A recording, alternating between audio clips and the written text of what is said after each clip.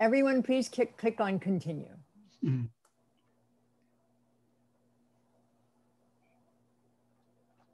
So we are recording it, but you have to agree to the recording. So you have to click on the continue.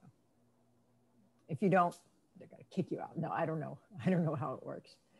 So again, those 3 handouts, once everyone's in, AP, did you need me to send that or you're going to go ahead and no, I'm good. Yeah. Okay, thank you. Thank you very much. So welcome again to our basics, what we call basic interpreter training. Not much of a training. It's more of an interpreter knowledge-based understanding. And because we're at home, some of you may have dogs running around, and I just have things that I fall off the table. Hold on. So it's nice to be, doing this from the home base, or maybe in your office. But the problem is we don't have much interaction, but we made this a meeting because I do want you to interact. I do want you to raise your hand if you know how to do that on the computer. If you can click on the emojis and raise your hand, meaning I have a question, but then you'll have to lower your hand after you're done with your question. You can also just raise your hand and just like wave or say or unmute yourself and say, I have a question, and feel free to interrupt because this is interactive, and that's why we made it into as a meeting rather than a webinar, like AP explained earlier.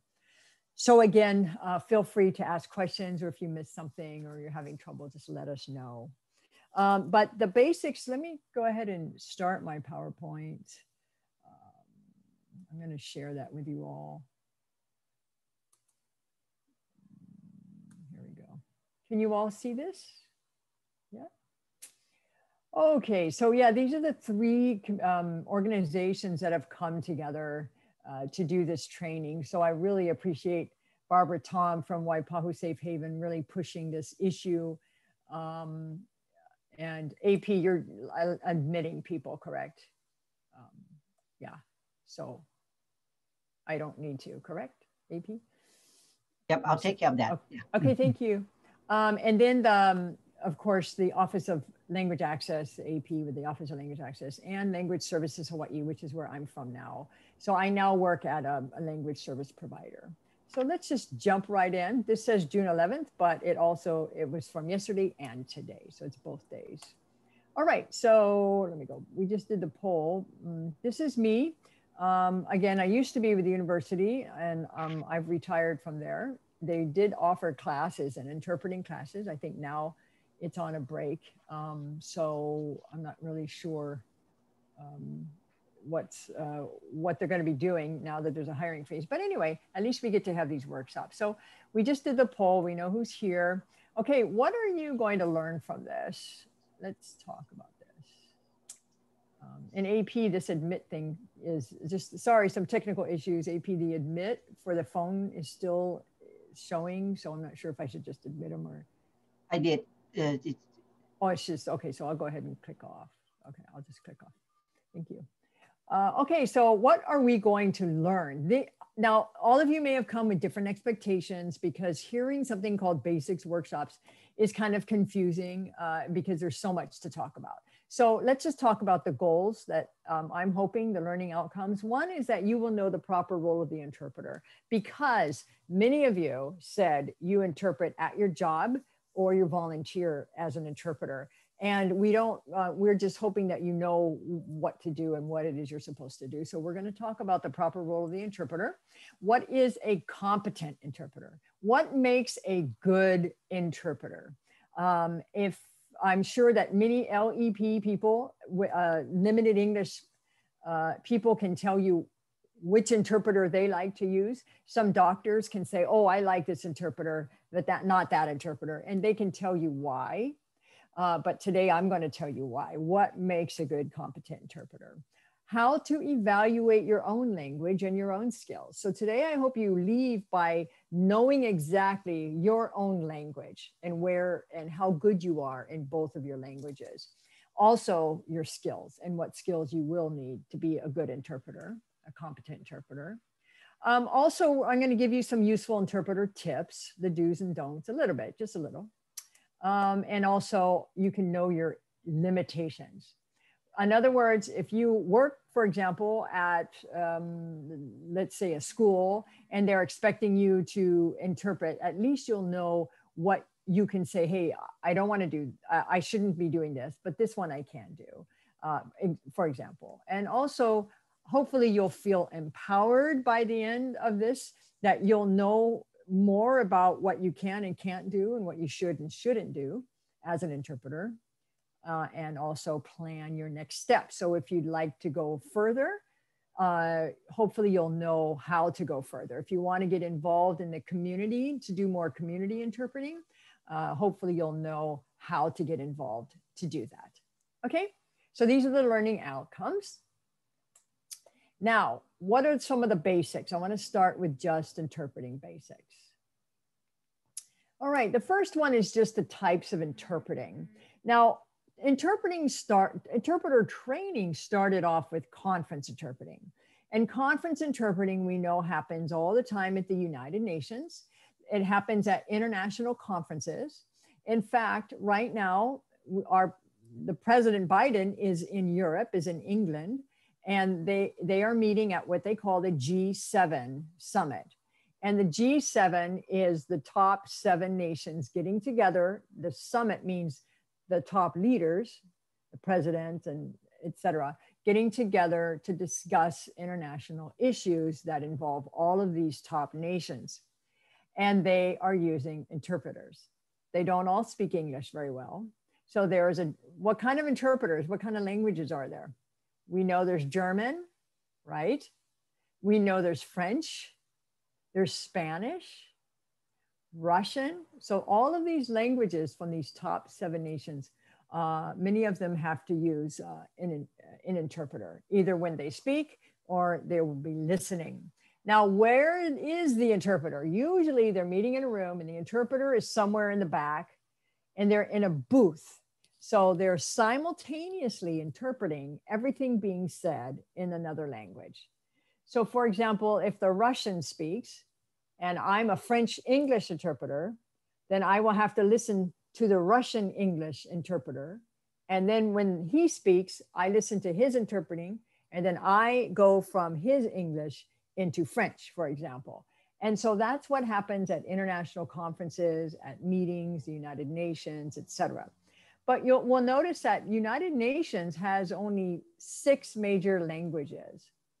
And those languages, many of them we don't really use here in Hawaii. And those languages are like, I don't know if you know the United Nations, but their languages are like Russian, Spanish, French, English, Arabic, and one more. What is it? Anyone want to unmute and tell me the last one? Mandarin. Mandarin. I thought I said Chinese. Yeah, Chinese. Definitely Mandarin. Thank you. So those are the 6 major languages. Now, if we're training in we used to train here conference interpreting, and that's where I got trained as a conference interpreter. The 3 languages used mostly here, and that was Japanese, Mandarin, and then we did Spanish, and we introduced Korean. And sometimes we would do French and Russian. But again, those are international languages. And we never cared about what was happening in the community until we started hearing what was happening in the community. We heard from the courts that, what was happening in the courtroom, and that these interpreters that were the local languages, they weren't trained. And so when it came to interpreting, there was a lot of inaccurate information. And if you're in the court and you're the defendant and your interpreter is not accurate, that could really hurt your case. If you go to the hospital and your interpreter is not accurate, you may not really know what's happening with your own health. And therefore you may make the wrong decisions, or perhaps you take the wrong dose of medicine. So what was happening, especially in the medical world, and even today still happens, is that they depend a lot, patients depend a lot on their family members and their friends. And a lot of the family members won't tell them they have cancer, for example, or they won't really explain things because they don't know medical terminology. So therefore, we started training at the university community interpreting, because we realized this was a huge need here in Hawaii. And Hawaii, you know, has about 12 languages used quite often. So some of you, many of you speak those languages. And Micronesian has become very popular recently. Before, it used to be the Filipino languages. And of course, the Chinese languages, Vietnamese, Korean, you know, Japanese and things. So the community interpreting, when we talk about conference interpreting, we're talking about mainly simultaneous interpreting and some consecutive interpreting. And we'll talk about those terms later. But when we talk about community interpreting, we're focused on the medical situations, the court or legal interpreting, as well as social services. So that would include the nonprofits, you know, like Catholic charities and things. It includes government agencies that offer services like the Department of Human Services, housing, any agency that actually offers services. Those are social services, including schools. So those are the type of community interpreting that we're talking about. And that is going to be my focus today. So I understand if you want to get more training on different kinds of things, then then maybe you'll have to join another workshop. By the way, you do not need to send in your true false questions. That's just for you. It's what we call a pre-test, and we will go over the answers in the end. So you do not need to send in those true false questions. Okay, so just hold on to those. All right, where do interpreters come from? Well, where do hospitals get their interpreters? It depends on where you live. But here in Hawaii, the outer islands may do things a little bit. They're kind of use more family and friends, which is not the best, but they're trying to use more language service providers. So a language service provider is also called a LSP. They are companies or agencies that offer language services to people who need them or to companies that need them. Most of them work with the larger agencies or institutions, and they are on someone's list, maybe the hospital list, where if they need an interpreter, they can call these language service providers. And then most of the interpreters, I'm going to mute Jorge. Most of the interpreters are independent, working for these agencies or various agencies, and they are called to go on their own, and they can say yes or no. They can just decide whether or not they want to take the job. But not all agencies run like that, but most of them, I would say, do that way. And so there's a lot of what they call independent contractors, which would be the interpreters. The interpreters have their own business, have their own company, supposedly. And then if they get a call, then they can go off and they get paid for whatever they've done. So those are language service providers. The hospitals, for example, they do not want to sign contracts that are 40 pages long with over 100 interpreters.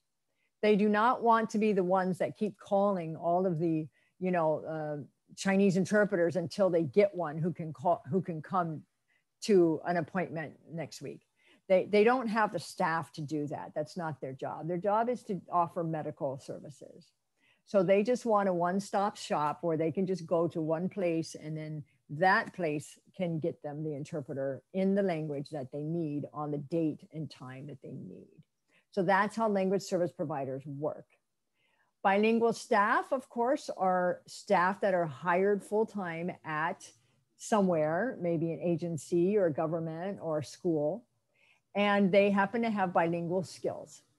And many times they are hired either because they have their skills, that language is a part of their job. And I asked that to some of you. Some of you said, yes, it's a part of my job. I'm expected to use my second language in my job. Others are they just happen to work somewhere and they volunteer to help, or they don't use it at all. But most bilingual staff is what we call the people who actually use their second language, the non-English language, as part of their job or in their work, either voluntarily or not. Those are bilingual staff. And the good thing about that is that they actually know more background about where they work. So if you work in a school, then you understand how the school operates, for example. But if you're from a language service provider, you have to understand the schools and the hospitals and housing and the government agencies, and you have to actually study before you go to a job so that you know the vocabulary that they're going to be using, the glossary, you understand what's happening. And, you know, one hospital might have, you know, so many departments. So maybe one day you're helping somebody give birth, or another day you're helping with a liver issue, another one with a kidney issue, another one with a breathing or cardiology. And so there is a lot to learn if you start doing medical interpreting, for example. And then we have what we call ad hoc interpreters. And those are more just suddenly, like a friend or family member might go with someone to the hospital and then they end up interpreting. And they have no clue about medical, when it gets really deep, they don't know the terminology. They're not ready. They haven't studied. They just go along because they're the driver or they can speak some English. And so the family members relying on them for all of this information. It is a very big responsibility. It's a huge responsibility on someone's shoulders.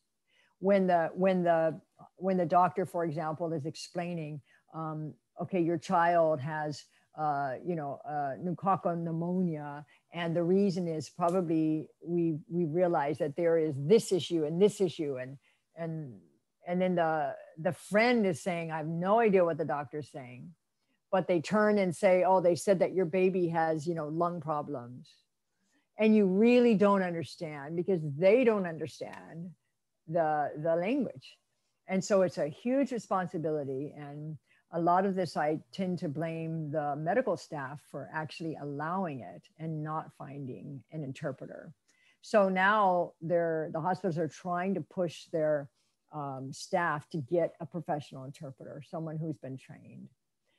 There are also volunteers, maybe someone in the next room who comes over and helps. You know, I've known janitors to come over and help in a language that they learned growing up, but only in the home. They don't really know the language. So volunteers can be very dangerous as well. Some of you said you do volunteer at your workplace, and it just depends on how complicated the need is, and that will determine whether or not you can do the job as an interpreter. So I also wanted to talk about where these interpreters, the kinds of, for example, language service providers. Right now, and I don't have a slide for this, but right now, because of COVID especially, a lot of medical staff or medical doctors have seen their patients virtually. So when we say virtually, we mean either over a video conference or over a telephone. And I'm curious, have any of you, by a show of hands, I'd like to see your hands. Let me make you a little bit bigger here. I know some of you aren't showing yourself, and so I don't see you, but you may want to show your video as I ask this question, or click on your hand, raise your hand. How many of you have actually spoken to someone, whether it be a doctor or a government official, about business over the phone? Anybody? Especially during COVID. What about over video? Have you ever done a video conference with anyone? Okay. So I know in our business, and most of you, your hands aren't, I don't know if you're raising your hands or not because you're not showing your face. So, but a lot of us now have, even the doctor. I remember last year I started running and my knees were hurting. And so I just emailed the doctor and they ended up calling me. Okay, I want you to go get an x-ray. And then, okay, I want you to go see this therapist. And then all of a sudden everything was done via phone. We didn't do anything on video, but I've interpreted for doctors on video. So I just thought it was very interesting that all of a sudden technology has become hugely important. And if you don't have a phone, to be an interpreter is very difficult because you can't accept jobs or you can't call and say, yes, I'm available. if you're an independent contractor. So if you are thinking about becoming an independent contractor, you will need a good phone. You will need a smartphone. You will need to learn how to interpret over the phone, and also how to interpret over video. So when COVID hit, I know with our language service company, we needed one dedicated staff to learn all of the video platforms there were out there that different people were using. So the various hospitals were using different platforms, anywhere from DoxyMe to Google Chats to WebEx, of course, Zoom, as well as specialized, like Kaiser Healthcare Anywhere kind of platform. And so we had one person dedicated, and she would be teaching the interpreters before their assignments on how to use that platform. So it got very complicated. So technology is very, very important. And how do you interpret on the phone, and how do you interpret over video? That's a whole nother workshop. not a long workshop, but that's another workshop. So that versus face-to-face, or what we call in-person interpreting, which is, to me, so much easier. But when you have COVID, you don't really go in person.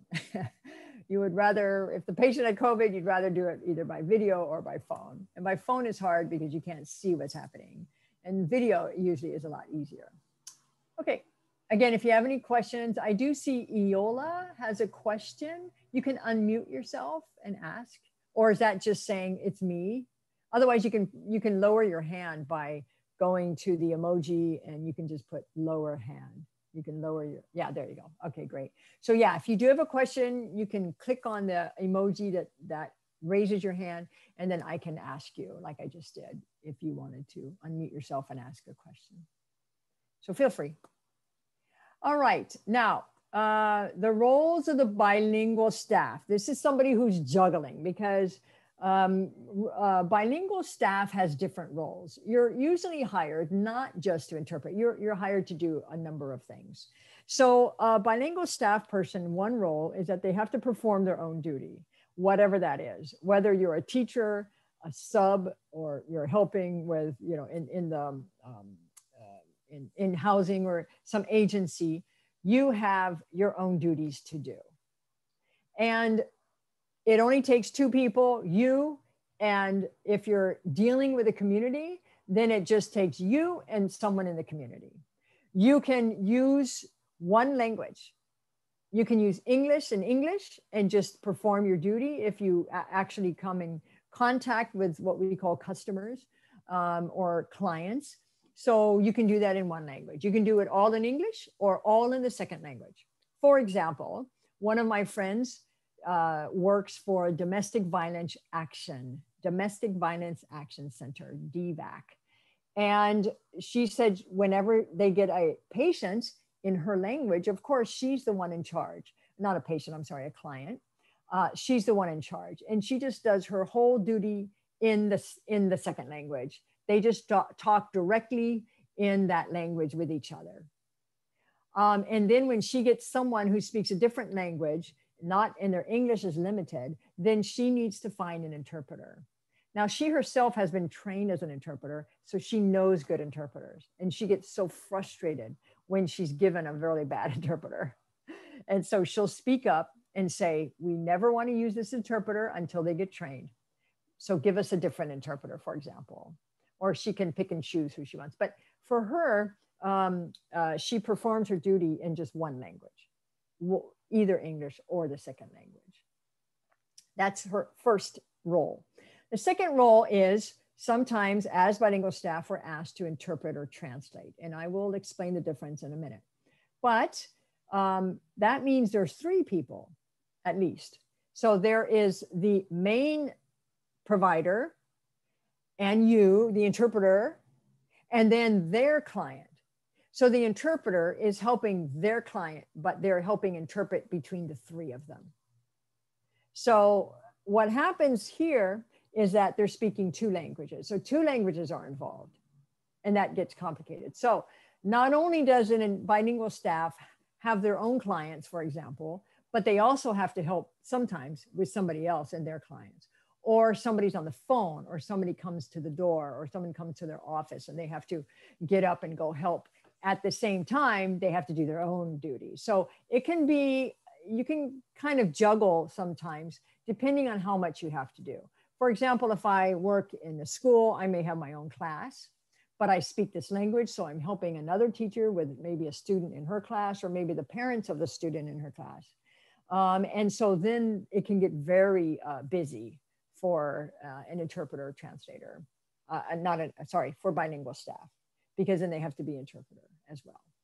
Now, the challenge is how not to step out of your role as interpreter, because you'll want to take over the interview because you know the job. And so it's easy for bilingual staff as an interpreter to want to take over sometimes, take over the questions. So we see this in the hospital a lot. There are nurses, for example, who speak another language. So if the doctor says, hey, nurse, come over here, we need you. I'm trying to ask this person questions. Could you ask them, where's their pain? And when did it start? So the nurse will say, where's your pain? And they say, oh, my stomach. And well, when did it start? And then they may say, well, or they say, where's your pain? And they say, oh, it's here. And then the nurse may ask their own questions. What type of pain is it? Is it a sharp pain? Is it a dull pain? And when did it start? And did the pain, was it consistently sharp the whole time, or did it become dull? And then the doctor standing there watching them have this conversation, not understanding anything that they're talking about. So what happens as a bilingual staff is it's very easy for that staff member to take over the interview rather than to remain as the interpreter and let the doctor do the questioning. So hopefully you understand that. And we will talk about why it's important for especially bilingual staff to know what the interpreter role is so that you remain in that role when you are the interpreter. Okay? Definitions, let's talk about this. Okay, what do we call someone who is fluent in 2 languages? You can unmute and just say.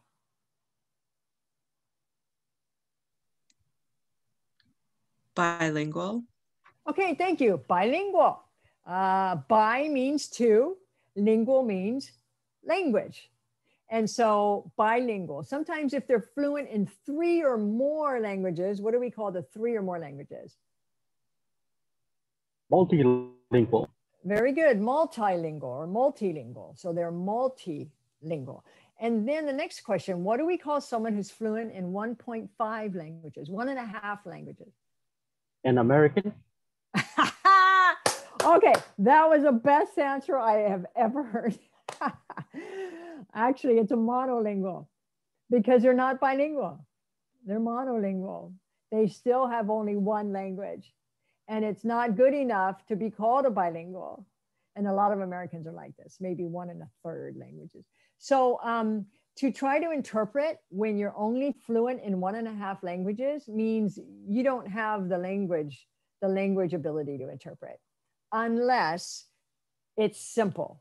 For example, you need to know their name, you need to know their address, phone number, something like that, which is very, very simple, and you understand numbers. But when it gets beyond that, you're going to start having problems. So we don't like people who are fluent in 1.5 languages becoming interpreters. We want to avoid that. They are monolinguals. And Americans, maybe. Okay, what's the difference between translation and interpretation, a translator and an interpreter, or translating and interpreting? Okay, so you notice I keep talking about interpreters. I haven't mentioned much about translators because they're 2 different roles. One is verbatim. No, that's a very good guess. Anyone else want to guess what the difference is?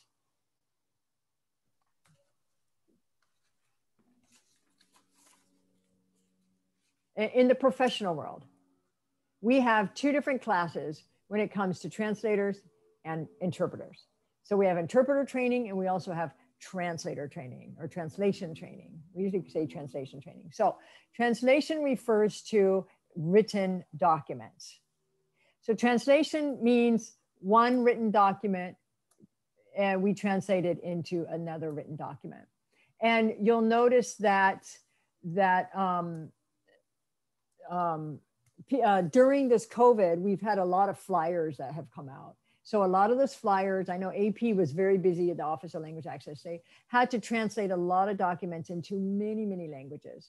Now, those of you who got the COVID vaccine, you'll see that some places like, I know that Straub or Hawaii Pacific Health did this. They actually translated the questions. So when you go in, you have to ask questions. Are you allergic to this? Have you ever had an allergic reaction? And this and this and this. So a lot of those forms were already translated when they reached out to bilinguals, because a lot of, we have a lot of, not bilinguals, I'm so sorry, when they reached out to those whose English was limited. So they tried to prepare those documents. If not, then it would have been best to have an interpreter. And I know that they did, a lot of places that gave the vaccine had interpreters on the ground in certain languages so that the interpreter could read the document and sight translate that document. But for the most part, translation is a written document to another written document. And when we talk about interpreting, it's spoken or oral translation. So someone says, hola, and you interpret it, hello.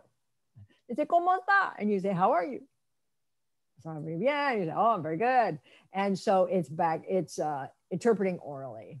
So that's why this is an interpreting training or interpreter training, interpretation training.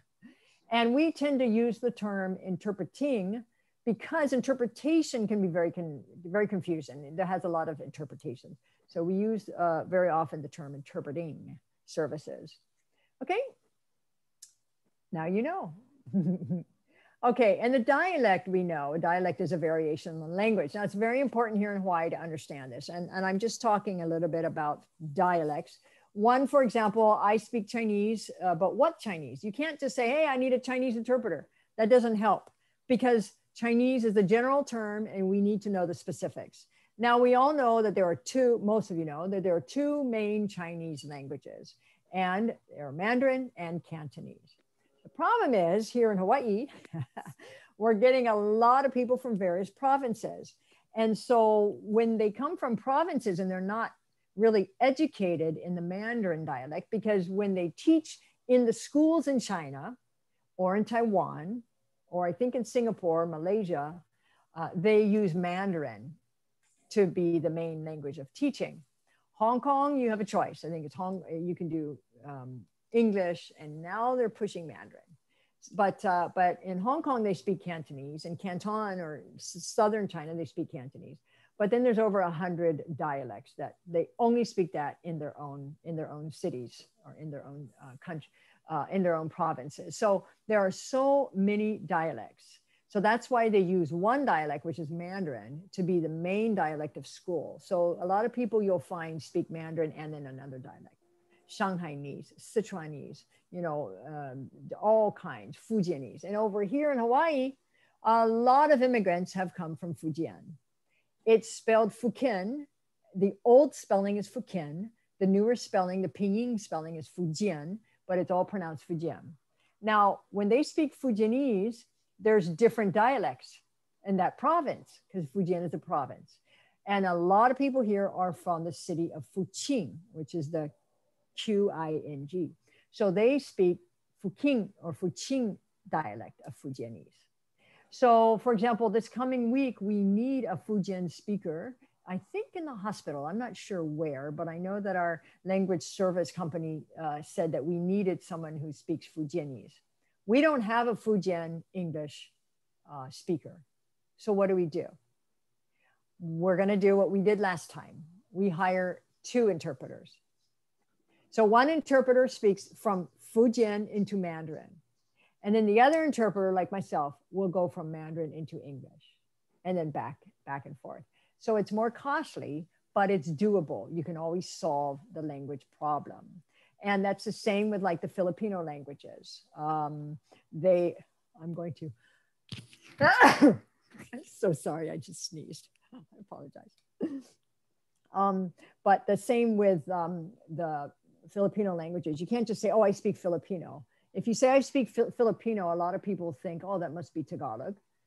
But it could be Cebuano. It could be, some people say, I need Visayan. Well, what do you mean Visayan? They have different dialects in Visayan. So it's really good to know these languages. And a lot of people here don't know when they're asking for an interpreter. So we need to educate them. Just like the written translation, if you say, a lot of, like the Department of Ed used to say, oh, we need a Chinese translation. We're going to translate into 3 or 4 languages.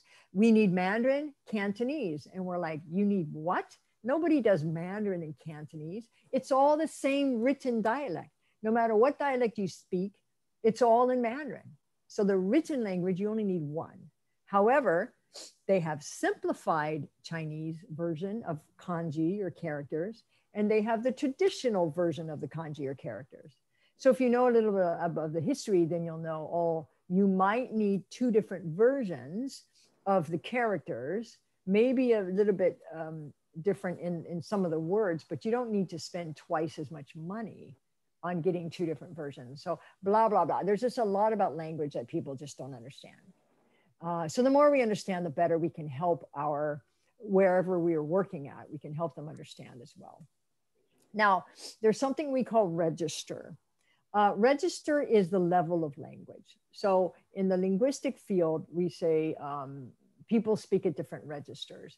Some lawyers or attorneys or judges speak on a very high register, whereas a lot of us speak on a lower register.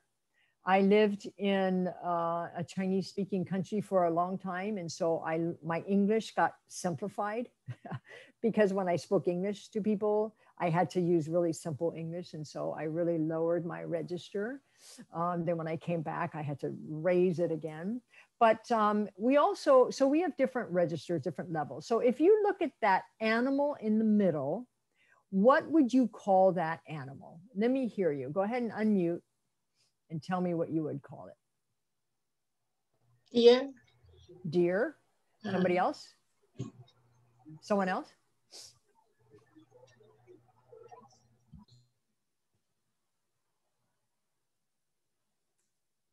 What could we call it? Bambi. Bambi. Yeah, you look at the little girl, maybe she would call it Bambi. Look, there's Bambi. Anything else we could call that? You have to unmute yourself, sorry. Many of you can just press the space bar, unmute it, and press the space bar again, and it will mute. Okay, I don't hear you. So I don't know if you're sleeping out there or if you just, well, I'm not sure, but some of you, I can't see you. So I'm not sure if you're even paying attention, but hopefully you are. I can say that one more time. I don't see any animals show up, so I can't tell you what it is. Oh no, are you on a phone or a computer? No, I'm on my computer, but I don't have the sound on there. So I'm using my iPad for the sound to communicate. That's good, but that's good. The things that you're showing up, I'm not seeing them on the screen. That's why I couldn't tell you what animal. I could have said it was a duck. Oh, that's very good. Okay, so let me ask you, because if you can't see the PowerPoint, you're really missing out a lot. Yeah, so, I'm trying to figure out how to bring it up. Just really quickly, and sorry to interrupt everyone. Maybe I can pause the recording. I think I can. Yeah, it seems like some other people, when they got the chat up, they don't see it either. Okay. Yeah, I just can't. I've tried to do everything. And I mean, I got a big screen on my computer, but nothing's showing up, and on my iPad either. All I see is yourself. Nice Starbucks, by the way. Thanks. How many of you, let me see, I'm going to pause. Okay, so in the middle there, this animal, it might be that this little girl calls it a Bambi or a deer.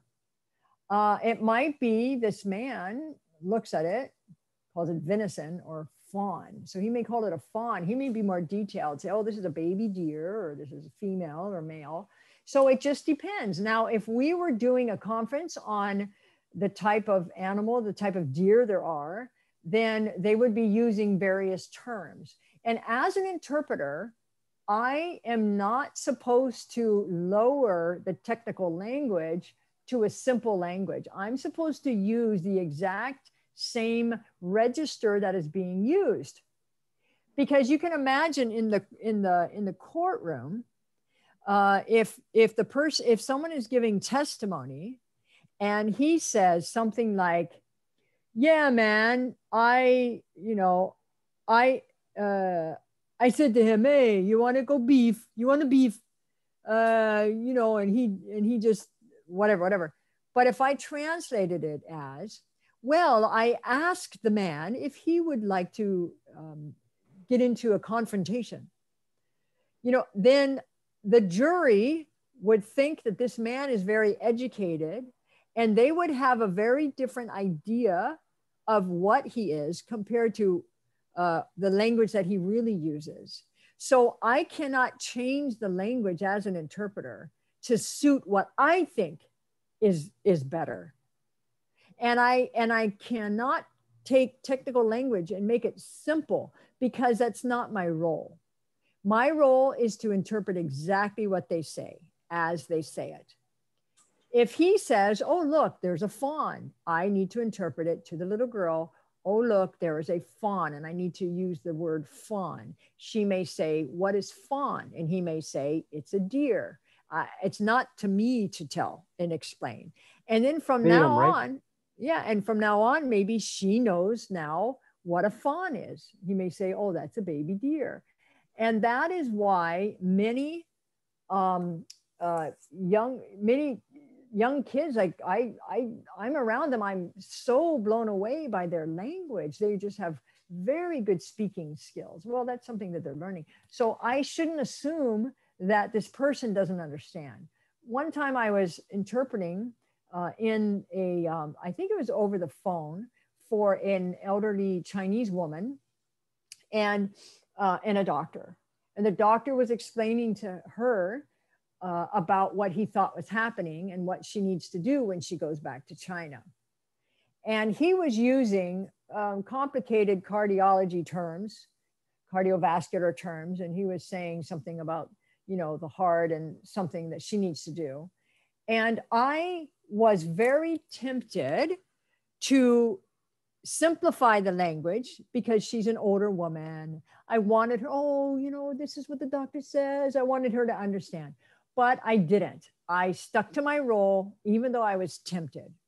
And when I was done interpreting, she said, doctor, I completely agree with you. I think that's exactly what I need to do when I go back to China, because I too am a doctor in China. I'm like, oh my gosh, can you imagine me wanting to simplify that language? And here she's a doctor. She understands more terminology than I do, I'm sure. And so I was very glad that I didn't give in to temptation, that I stuck to my guns, and she understood everything. So we have to keep the same register as an interpreter. Okay, what is LEP? LEP stands for Limited English Proficient. It's an adjective. And individual, limited English proficient individual, limited English proficient client, patient, whatever. So we say they are an LEP patient. So that means they're limited English. And these are the ones we're helping here in America, because English is the main language and we're the ones who's helping them. Now, what does limited mean? Well, limited is very, it just depends. So how can you tell if someone has limited English? Well, many times we listen to the pronunciation, but that could fool us, right? Because I've met excellent Filipino interpreters who have very strong pronunciation issues in English. They just need to work on those issues. But many times the pronunciation, instead of saying understanding or I understand, they say, I understand. And then you're like, okay, they have pronunciation issues. So maybe their English is limited. Also, if their grammar is wrong or their sentence structure is odd, school, I go. What? We don't say school, I go. We say, I am going to school, right? So if they say, I go school, then I know their English is limited, even though they speak quickly. So a lot of people have come here and they picked up English and they learn it. The grammar is not right, but they learn it and they can speak it quickly. I go to school because school is very good. School is very good for me. And they can speak really quickly, but we can't be fooled that their English is good just because they speak quickly. Another determinant is the vocabulary. If their vocabulary is limited. In other words, it's very simple register and they can't say more things like I go school rather than I went to school when I was younger. They may say, oh, yeah, me as a kid, you know, I go school, and they don't even use past tense. So, and they just use the word go. So for example, that's just an example. So vocabulary, or if they say, yeah, he pushed me, when they really mean he slammed me. He slammed me against the car, he slammed me against the wall. But they say, he pushed me to the wall, he pushed me to the wall. Then if we're not interpreting and they're using this simple language, they can't express what really happened because the vocabulary is very limited. Also, the fluency is just not there, and their interaction, their responses to a question is odd. For example, do you eat breakfast every day? They may say 8 o'clock, 8 o'clock. And then you assume that means I eat breakfast at 8 o'clock every day, but that's not answering this yes, no question. So their responses to a question is kind of off, meaning their understanding has an issue. Now, let's talk about LEP basics since I introduced the limited English proficient. So you'll hear this term LEP a lot. Okay, what are the components of language competency? And we talked a little bit about this, but one is the verbal communication, the speaking. Now, is it easier to speak or is it easier to read and write? It depends. Some people don't read and write very much. That's written communication. Some people, even in their home language, like how many of you actually, you know, get up, like in Chuuk, how many people read the Chuukese newspaper? Maybe there isn't one. So you don't get up and read the Chuukese newspaper, but in America, the newspaper is thrown at our house every day and we read the newspaper. It's just something we do. Well, not everybody. Now there's the internet. But reading and writing is something that's very important to the English language, whereas it's not important to a lot of the oral languages. So, for example, in China, a lot of people, or the Chinese, a lot of people, you learn English a lot through school, starting in elementary school. They're learning English, but they can only read and write. And when they come, their speaking is not very good. Whereas other people from other countries grow up learning to speak it, and they're not really good at reading and writing. So it just depends on the individual. But language competency means we can do both, usually. The third one is comprehension, and that's understanding. So some people can express themselves very well. But when it comes to listening and understanding, it's very dangerous. They may misunderstand a lot. The other day I was interpreting, and the lady kept answering, the LEP kept answering in English. But every time, I don't remember if it was a doctor, I don't remember where I was, I think it was a doctor. But every time this person spoke, oh, it was a doctor. Every time the doctor spoke, I interpreted. And she answered in English. It's very easy for us as interpreters, or as whatever, especially if we don't want to interpret and we're volunteer, to say, oh, your English is good. You're answering everything in English. Therefore, I'm not going to interpret. That is a wrong understanding of language competency.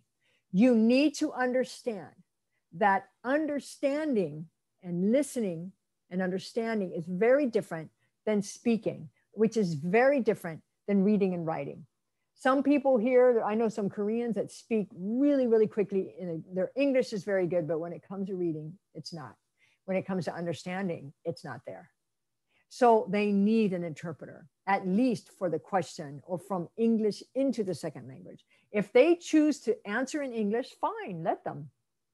But my role is not to just let them be. My role is to still interpret what the provider is saying to them to make sure they're answering the question correctly.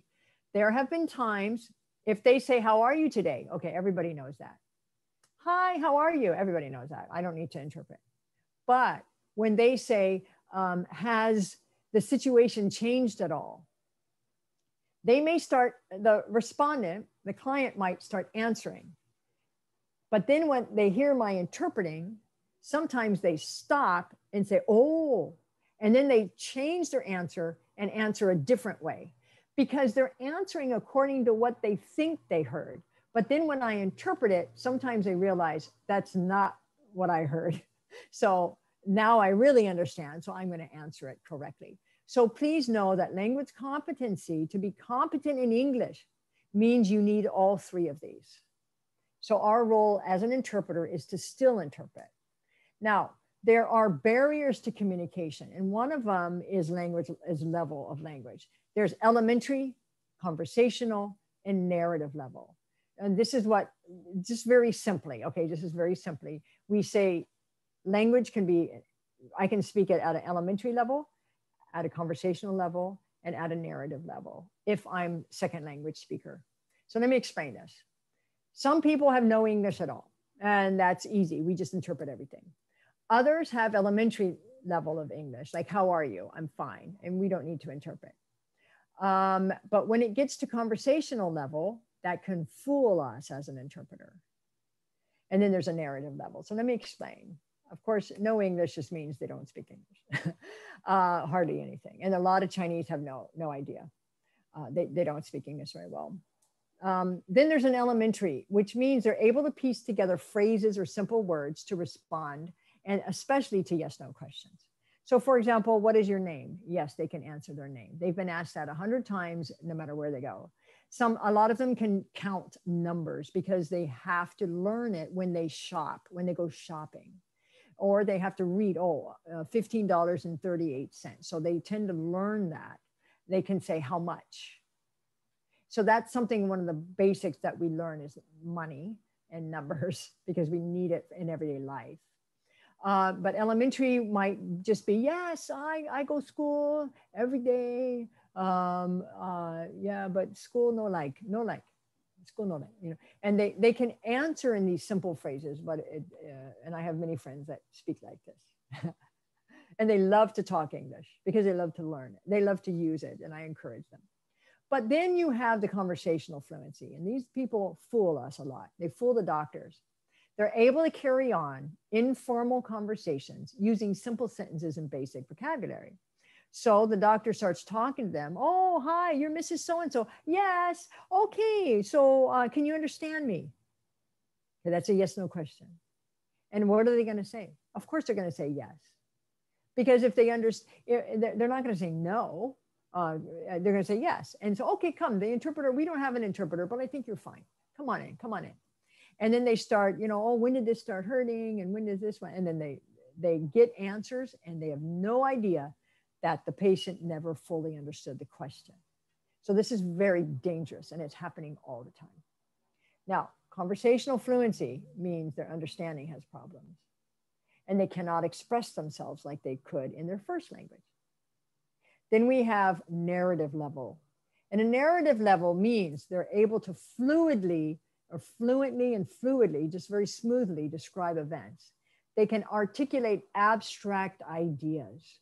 You can talk about their dreams. They can talk about a TV show that they watched and why they liked that movie, rather than, oh, he's good.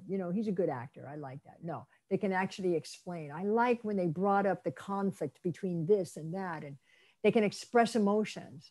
I'm feeling really, really frustrated right now, rather than, I'm not happy. I'm not happy. They can actually say what kind of emotion they're and they can get upset and express those emotions. Why did you do this to me? Why is this happening?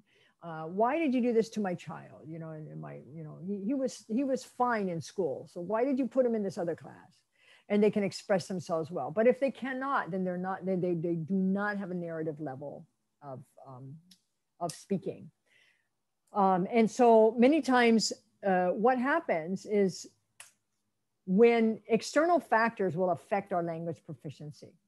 For example, when we meet unfamiliar circumstances and we're scared. Maybe someone has an accident and we were, what's going on? Especially when people come from another society and then they go to the hospital for the first time, or they go to the doctor for the first time. They don't understand the system. One time I was interpreting in the courts, because I do that a lot. I was interpreting in the court in Mandarin, and I was finished and I started leaving. And I heard next to me, hey, Sue, Sue, Sue. And I look over there and it's an old friend of mine. Oh, I haven't seen you in a long time. And he was a PhD student at UH, at the University of Hawaii. He goes, Sue, can you interpret for me? I saw you interpreting. Can you interpret for me? And I said, you're a PhD student. Your English is fine. He goes, no, no, I'm so nervous. I can't even talk English. I feel like I can't even speak. And I know I can't hear because my ears are like, I'm so nervous. And I have a lot to say. And I really want to explain what happened with this parking situation in this parking garage. And I feel like I just don't have the English to explain it. Can you interpret for me? So even if they do have good English, they could still be affected by this unfamiliar circumstances, the nervousness, and things like that. Or in emergencies, you know, that you go to the hospital, it's an emergency. Your English will be affected. Even my English is affected. I'm like, even that's my first language. Or emotionally distraught, if they're very emotional, or if it's private or sensitive information. If someone's giving birth and there's the male interpreter, they may not want to share what they want to say. However, if they want to speak in English, they may not be able to share because we know in our first language how to say certain things very differently so that we don't embarrass people or that we're very careful in how we speak. But we can't be careful sometimes in our second language if we don't know the vocabulary, if we're not fluent enough. And so persons of authority can bring factors that make us lose, our language ability. And also if there is a lot at stake. So in the courthouse, sometimes there's a lot at stake. Someone could go to jail. Someone could lose their freedom. They have to lose money. They have to pay things, a fine. If they're in a physical health situation, a lot of people want to understand their health. So that there's a lot at stake. And it's best to use an interpreter because these things affect their English ability. Some people don't even know that. All right, now we want to avoid pitfalls. There are pitfalls that a lot of times the providers fall into. A staff member or even you yourself might say, oh, I understand them. I don't need an interpreter. The doctor might say, I understand them. I don't need an interpreter. But I want to say, they're using simple English. Of course you understand them. But the doctor or the staff should say, they're using English that's very simple. So I understand them. But do they understand me? And if you can help some of your staff members where you're working understand this point, that sometimes they need an interpreter without realizing it, because they can be fooled. They can fall into a pit thinking that I understand them, their English is good. It's not true.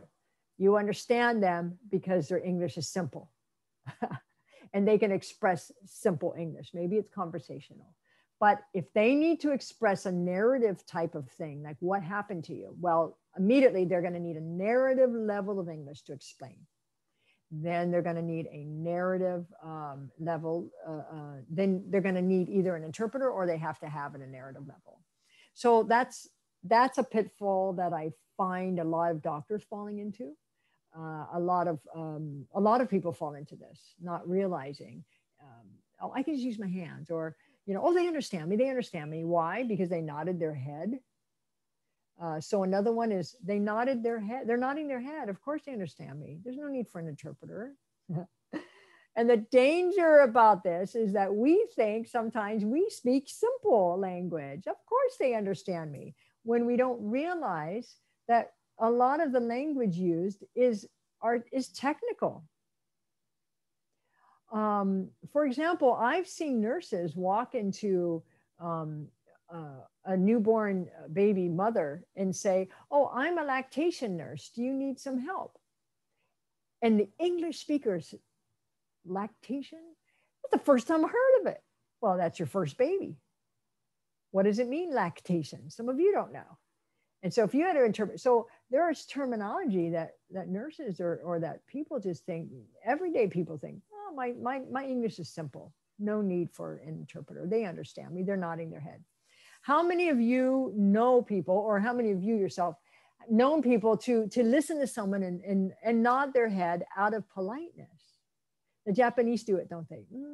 Hi, because they're supposed to, look like I'm listening. They may say, I don't agree with anything you're saying, but I'm going to nod my head because I hear you.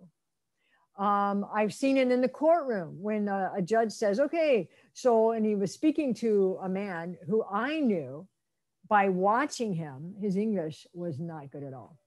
So are you going to admit to the charges, or are you going to deny the charges? And the guy says, yes.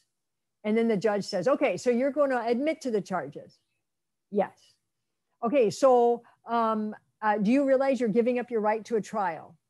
Yes. Now, at a trial, there's going to be 12 jurors who have a right to, who are going to listen to testimony offered by the prosecution, and they have to all agree, all 12 jurors have to agree that you're guilty before they can find you guilty, before I can find you guilty. Do you understand? And I'm like, there is no way that guy understood.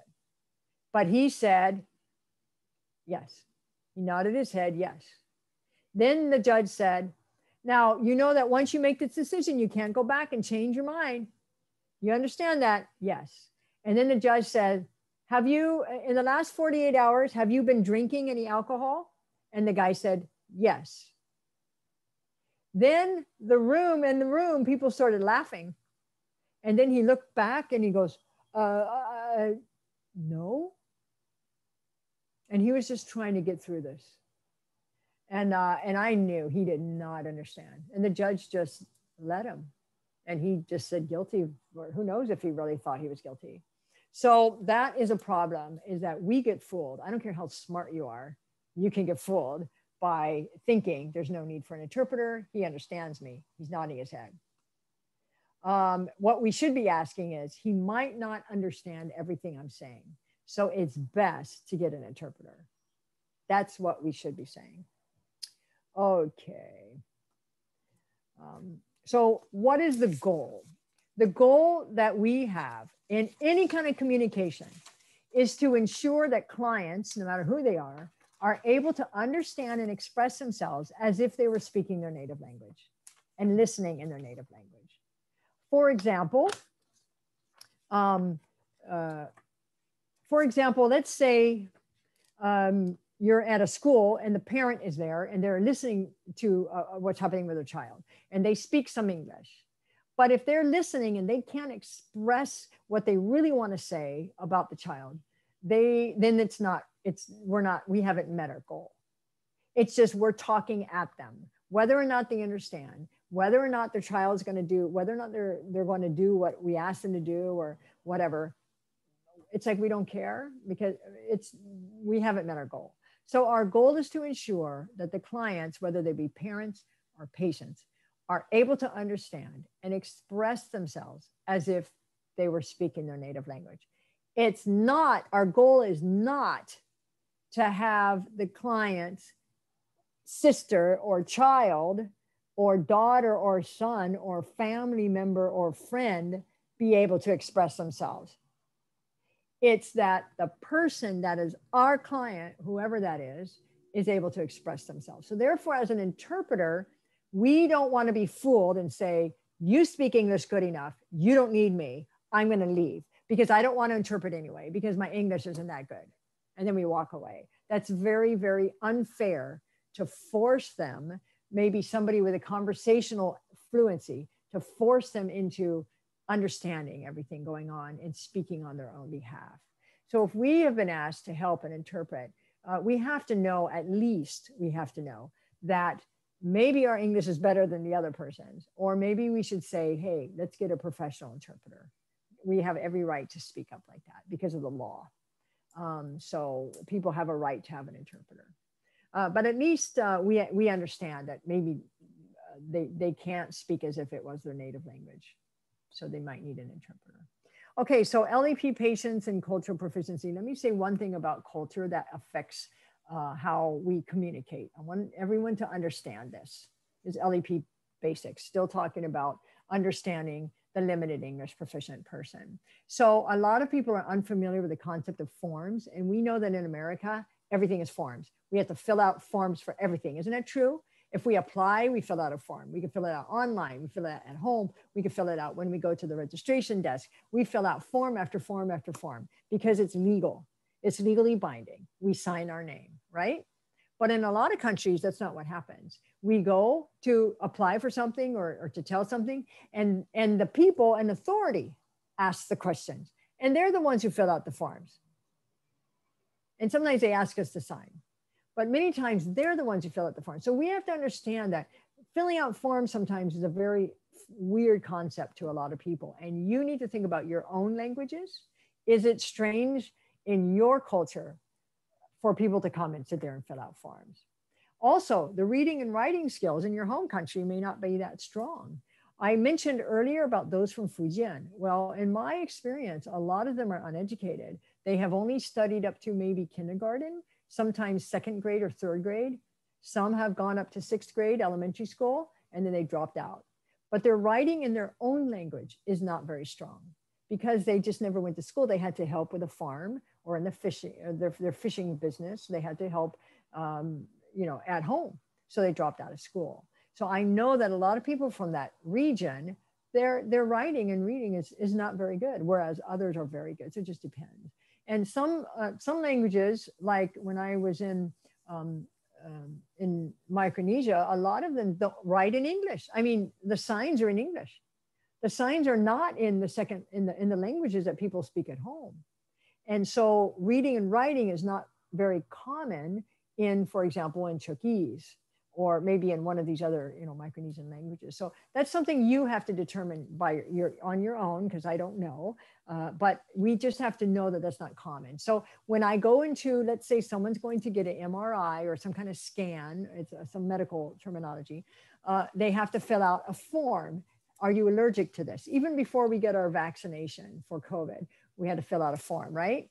So that's why it's good to have the interpreter there to read the form and actually write down the answers if there's anything to write, because a lot of people just cannot do that. Whereas in other languages, they can.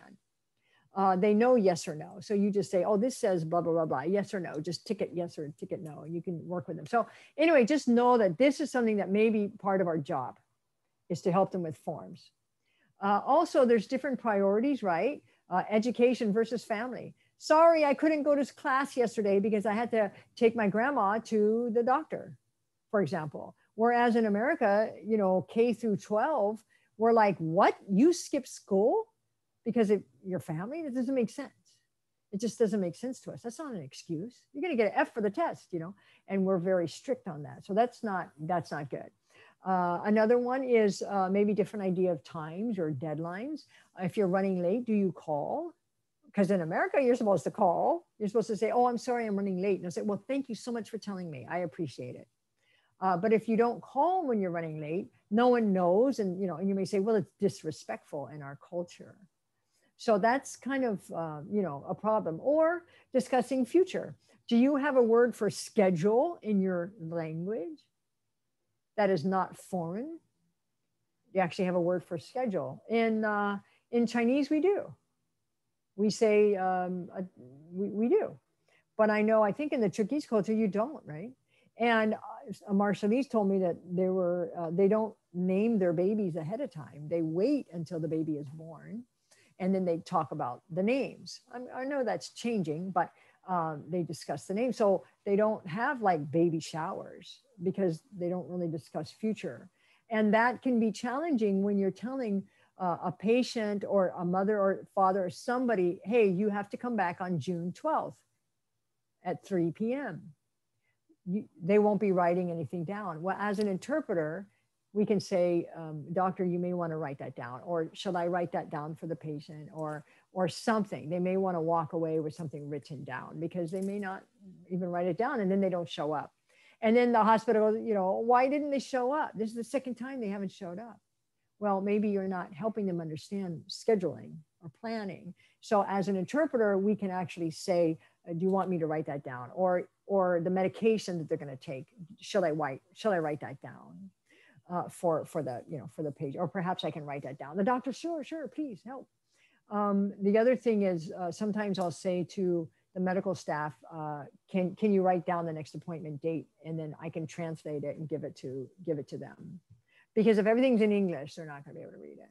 So sometimes they're not running late. They're just not even going to come because they don't remember they have an appointment. So what we try to do is tell our interpreters that when you arrive, if you've waited 10 minutes and they're still not there, to ask staff if they need your help to make a phone call to that person to see if they're coming. And many times they'll call and the person will say, oh, I forgot it was today. I didn't know it was today. I'm on my way. Is it too late? Yeah, so that's something that we can do. Okay, so that's cultural issues. Now, I want to talk about the interpreter, but I think now would be a very good time for a break. Some of you need the break. And so why don't we take a, 5-minute break or so? And yeah, and you can probably pause the recording. You don't have to stop it. Do you know how to do that, AP? No. Okay, I'm going to go ahead and pause it. All right, that was kind of a short break. Even for me, I'm like, what, 5 minutes already? But at least we could grab something to drink. And so welcome back. Now we start on the fun stuff, the interpreter. And this is, again, an interpreter training. So this is talking to everyone who is a part of this.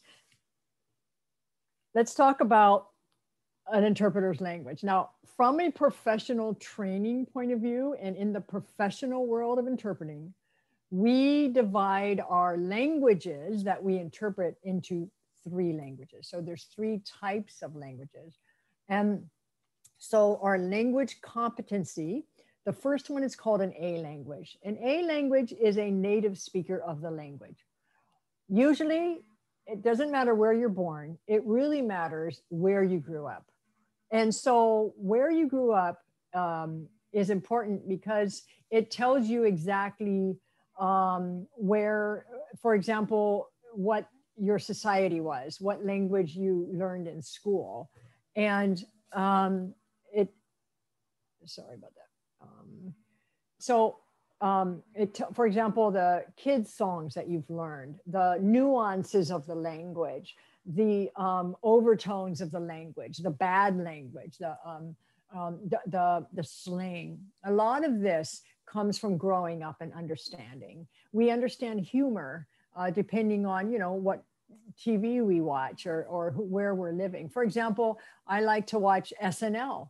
And if you know what SNL is, you know it's Saturday Night Live. I think it's hilarious, it's funny, but some people don't, and they may not get the humor. Whereas if I watch some kind of humor from England, which is also in English, I may not understand it. So anyway, an A speaker language is a native speaker. So if you have a strong language, you need to determine, is that an A language for me? Or maybe it's a B language. A B language is a near native speaker. A near native speaker is someone who will never be a native speaker, but you're close enough. So you've studied, you've learned, perhaps you've lived somewhere a long time and you keep studying the language, you write down new words and you're just learning a lot. If you grew up in America from a kid and at home you spoke Japanese, it doesn't mean you're definitely not an A language speaker of Japanese. And it doesn't even mean you're near native speaker, unless you were into the newspapers and the readings and the books and your parents spent a lot of time, really putting that language on you. It's very difficult unless you've lived abroad and you've lived in wherever it is you're speaking. So a near native speaker, yes, we can become a near native speaker. But we can never become a native speaker. You have to grow up in a place. A C language is a passive language. A lot of people have a passive language. A passive language is when you hear it, you understand it, no problem. When you read it, you may understand it, no problem. But when you go to speak it, it's very passive and you don't use it enough and you stutter and you think, oh, what word is that again? Oh, I can't remember the word. And it's just it's not smooth enough for you to interpret into, but it's okay for you to interpret from. So a lot of Europeans have a passive language because they're just surrounded by countries that speak another language, and they may have, you know, actually studied the language in school or something. So a passive language, again, in any of these three languages, you should be able to interpret, but you can't interpret into a C language. And the problem is some of us, our English may not even be up to a B yet. And a B language is very important to be able to interpret. Some of you may have 2A languages. You moved different places. You totally learned, like Philippines, a lot of Filipinos have 2A languages. English is an A language because all the schooling is in English, and maybe you studied part here or part in Mexico, and then you moved to America and when you were young, and then you moved back to Mexico and you went to college over here, and then you went back to, for your master's degree. And so you just went back and forth. You really are a double A. And if you have 2A languages, that's called a pure bilingual.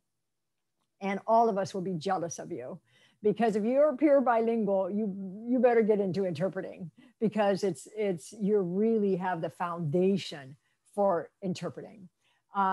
Most of us are not double A. We're not pure bilinguals. B language, for example, Chinese, I studied really, really hard to learn my Chinese. I lived there in a Chinese speaking country for 8 years. And I really studied hard. And then when I came back, I continued to study. I even got a PhD in Chinese linguistics. So I studied really hard in order to be a B, in order to get up to the B language. But I have a friend who was born in Taiwan to Taiwanese parents. So at home, they spoke Taiwanese, which is a type of Minnan. And then they moved to Malaysia. And in Malaysia, they sent him to a Chinese school. Well, in the Chinese school, in elementary school, they spoke Mandarin. They taught in Mandarin, but all of his friends were Cantonese speakers. So he hung out with his friends. He learned Cantonese, but yet he went to a Mandarin school. And then when he got to junior high, I think it was, they sent him to a Malay school. So he was learning Malay in school, and he spoke it in the community, but he never really learned it except in the school, and he used it a lot. But in high school, he went to an English-speaking high school. While he continued to learn Malay, and he continued to use Chinese at home and Fujian at home, and also Mandarin and Cantonese. Then he moved to Canada to go to college. Then he came here to Hawaii. And I realized, I'm like, wow.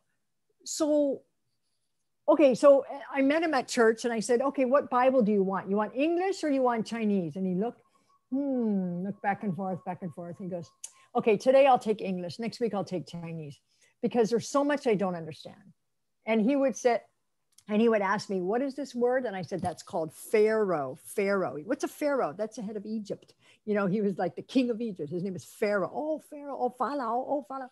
And then he would ask the next week in Chinese, what do these characters mean? What is this? What is it? So he just did not have a single A language. He had no A language. And I know a couple people like that. They have no A language. They're not a native speaker in anything, but they have a lot of B languages. You can still interpret, but it's hard. So anyway, just understand your own competency. If you're not yet a B near native speaker of English or another language, then just work hard and get there. A C language can become a B language, but a B language can fall down to a C language and below. I have many languages below C that I would never use in interpreting. I studied Japanese for 4 years. I lived there, but I would never use it to interpret. I just listen when people are talking about me. I'm like, aha. Other than that, I don't use this to interpret. So if you are not at least a B language in both of your languages, then you really should not be interpreting. Maybe you can be helping as a bilingual staff, but you shouldn't be interpreting. So we can work on our language. You have a question? Yeah, I'm trying to understand what you were saying as far as understanding 2B languages. I grew up as little, my dad worked for the state, so we lived in Mexico, and I started my initial elementary school in Mexico. Then we moved back to the United States, which became basically my first language. The thing was, we spoke Spanish and English fluently at home every day. My mom was speaking Spanish to us all the time. My dad, we spoke it. We would interchange words into English and Spanish. So, like the Spanglish, basically, which is a totally different language in itself. how do you Mhm. come to understand that you're proficient in both B and stuff? I mean, read and write, I'm fluent in both, you know, and again, like you said, part-time I've helped friends interpret things and stuff like that. Let me But ask how you. that you know, you're actually proficient in both, you know, at B, as you were saying. Well, let me ask you a few questions. First of all, when you moved back to the States, what grade were you in? Do you know? In third grade. Okay. I was actually going into fourth grade, but because of my age, they held me back a year. Okay. Which I didn't. That's okay. It just makes you more mature. So your sciences, the sciences, the natural, social studies, knowing about the world, all of that was learned in English? No, because we actually learned that also when we were in Mexico at an earlier age. I knew more history of Mexico during my elementary than I'd learned any time after that. Even in history, I mean, I didn't start learning my American history until later on in years. You know what I'm saying?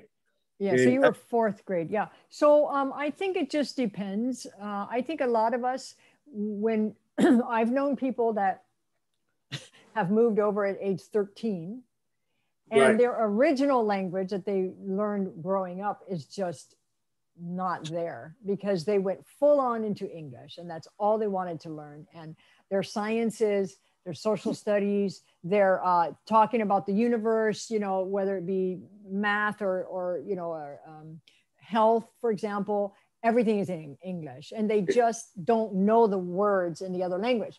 Now with you can speak fluently, not a problem. Your grammar's fine. You're very native when we listen to you. And to you, I would say the only difference with you, and it's easier for you, is that you just need to study vocabulary. So if you're going to do a cardiovascular examination and you know MRI, then you better study, like in Spanish, how do you say MRI? How do you say cardiovascular system? How do you say a congestive heart failure? How do you say an aneurysm? And all of these things you would just need to study. So for you, it'd be very, very easy. If you're not native in both, then you're absolutely near native. I would say you're absolutely native in English, but I don't know your Spanish. So, but it doesn't matter. You're very, very high. So either a very low A or a very, very high B. So it's very good that you can move back and forth and you continue to use both languages at home. So very good. So, and this is you asking, and sorry for me to interrupt, but you asking this is something that I'm hoping all of you are asking yourself. Where do I stand on the language spectrum? And if you are very strong in both languages, you don't know where you are. Sometimes it doesn't matter. It's just a matter of studying and vocabulary. We tend to forget. The older we get, the older we are when we're studying certain vocabularies, not high school, I'm talking about like 40s or something. It's easier to forget as well. So I have lists of vocabulary words that I pull out of either on my phone or on my paper, and I pull it out when I need it. So for example, if I'm going to do, like somebody talked about a DEXA scan. Oh, Sue, we need you to go to this. It's a DEXA scan. Well, in the first, I say, what in the world is a DEXA scan? I don't know what that is. But when I'm older, I may need a DEXA scan. And I realized, oh, this is talking about your bones. Oh, this is the, you know, to see the bone degeneration and the density of your bones. But then I had to say, well, how do I say bone density in Chinese? And how do I say DEXA scan in Chinese? I know scan, I don't know DEXA. So I had to just create a whole list. And the first time I did it, I created a whole list. And I also went and I studied what are the results of DEXA scan. And then I learned that they use positive numbers and negative numbers. And I learned what the range of numbers are before I went. I had a whole list of vocabulary before I went. And then when I went, some of those words popped up. Then I was glad I studied and I could look at my vocabulary. Then I put it away and I end up doing interpreting for, you know, maybe diabetes and other things. But then maybe 3-4 months later, I come back to a DEXA scan and I can't remember the vocabulary anymore. But thank God I wrote it down. It's in my phone. I took a picture of it and I have the vocabulary 3 or 4 months later, or even a half a year later, or a year later, when I need it again. So we continue to build our vocabulary. It doesn't mean you have to memorize this stuff for the rest of your life, but you do need a place to be organized enough where if you are doing interpreting for various places, and a lot of interpreters here on the island, interpret in healthcare, in the courtroom, in the various healthcare situations, in the courtroom, like for government agencies, for the Department of Human Services. We have so much vocabulary. It's incredible. So I have a lot of glossaries. There's a great apps on your phone that you can organize the glossaries. You can take pictures, you can write, and you can just build on those glossaries as time goes. So and there's even a medical interpreting exam that you can take, and we can talk about that later. But this is something all of you should be asking. How is my language? Is it good enough to interpret? And if it's not, then just study. That's all it takes. It just takes studying. Okay, let's move on. Now, there's something team interpreting I mentioned. We call it relay interpreting. If someone asks you to interpret, for example, we needed a Mongolian interpreter, and we don't have a Mongolian English, but we did find Mongolian Mandarin. They also have Mongolian Russian. And then I did Mandarin to English. And so that helped because it's just relay interpreting, and that you can handle that. Okay, another interpreter basics is what we call skills of interpreting. Now, there are three main modes of interpreting. What is a mode? A mode means a method of interpreting: consecutive, simultaneous interpretation, and sight translation. And I'm going to talk about each of these. Consecutive interpretation is the most common, is when you take turns speaking and it imitates normal conversation, and it's the most common mode. You don't need equipment. You know, the agency employee may ask a question, the interpreter interprets the question, the client answers, the interpreter interprets the answer. That's the very most common mode. Now, we can imagine the skills needed for this mode, and we'll talk about that later, because our memories are limited. So if someone goes on and on, we're going to be in trouble. The second mode is simultaneous. And a lot of this is like the international conferences. They use equipment. You'll see them in the back of the room or in another room, and they're listening to the original, and they're speaking on a microphone, and the microphone is going into a wireless system. And then the people in the audience are listening with an earphone on. They're listening, and they can choose the language they want to listen to. That's a conference interpreting. But in our normal everyday lives, like in the hospitals or schools, I do a lot of simultaneous, but not with equipment. I do whispering simultaneous. And an interpreter needs to be trained in simultaneous interpreting, and you can be trained. It's not hard. We're going to practice this today.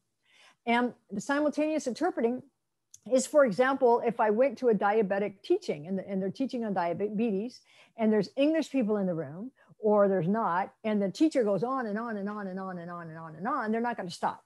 So I will sit next to the person I'm interpreting for. If there's two of them, I'll sit in the middle and behind them, and I will move behind them, and I start whispering simultaneous. When I whisper, I can still hear the original, and I speak at the same time. So what happens is we listen, and then we start interpreting while we're listening to the next chunk of information.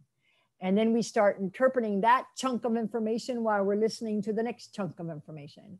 And what's happening is that we're listening, we're understanding, we're translating in our brains, and out comes a different language with the same meaning.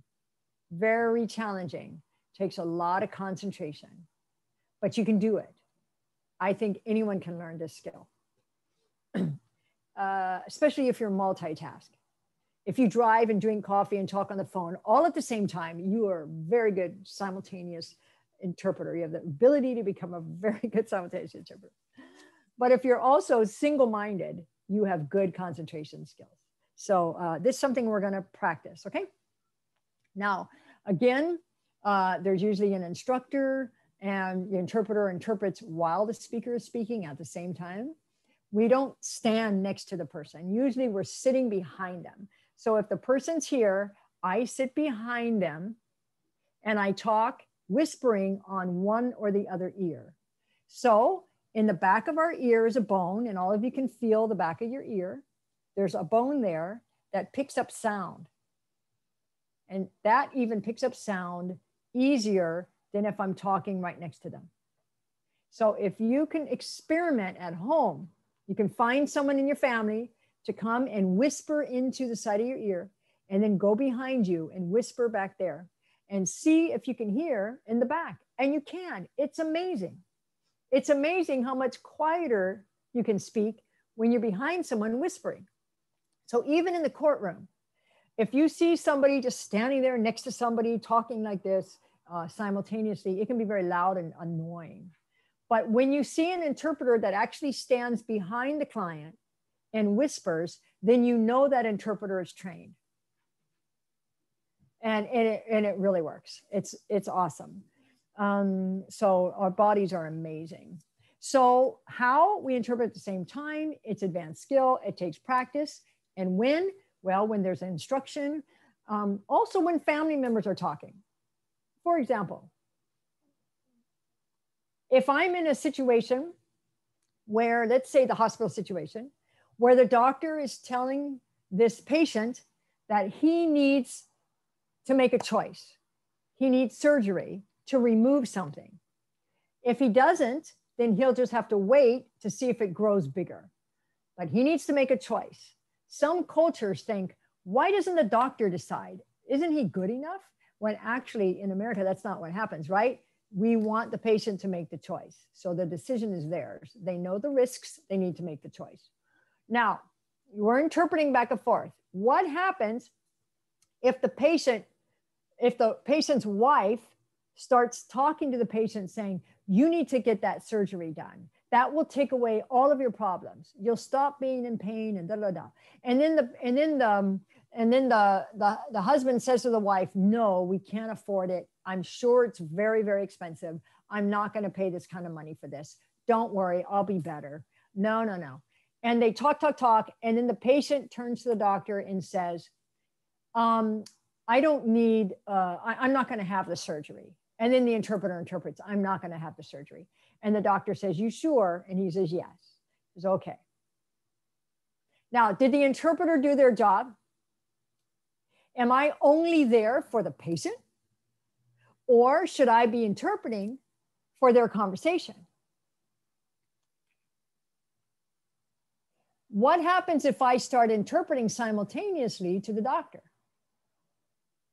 For example, they start talking. You need to have this surgery because, you know, it's very important. It will take away the pain. It will solve your problem. And I go over by the doctor and I say, the wife said, you need to have this surgery. It's very, very important. Or the husband said, no, we can't afford it. It's too expensive. I'd rather just not have it because we can't afford it. Can the doctor at that moment interrupt and say, excuse me, Mr. So-and-so, I want to let you know that your insurance should cover this. If you're concerned about finances, I'm going to have the nurse go check on your insurance, but I'm sure your insurance will cover this procedure. Do you see what can happen if we're actually interpreting for everybody? So it's very, very important that we interpret what the family members are saying to each other if they're in the same room that I'm in as an interpreter. And even if we're at a school meeting and they're talking to the mother or the father about their child who's sitting there, and then they ask a question about, does your child do this at home or do they study at home, and da, da, da. Now, if the child says to the mom in a second language, or in Chinese, for example, they say, 你不要告诉他们，好吗？你不要说了，我会生气了。哦，好吧，好吧。My child's fine. Okay, so those of you who speak Chinese know what just happened. As an interpreter, I would interpret that. Once the child says to the mom, 你不要告诉他们，我不要他们知道, I would say, don't tell them. I don't want them to know. And the mom says, okay, I won't tell them. Okay, I won't tell them. Then the school can be alerted to something that's happening and they can take appropriate action. They can say, look, this is very important to your child receiving further services that are free to them. So it is our role to interpret everything in that room if I'm the interpreter. And I do it by whispering simultaneously at the same time that someone else is speaking. Okay? Do you have questions about that, anyone?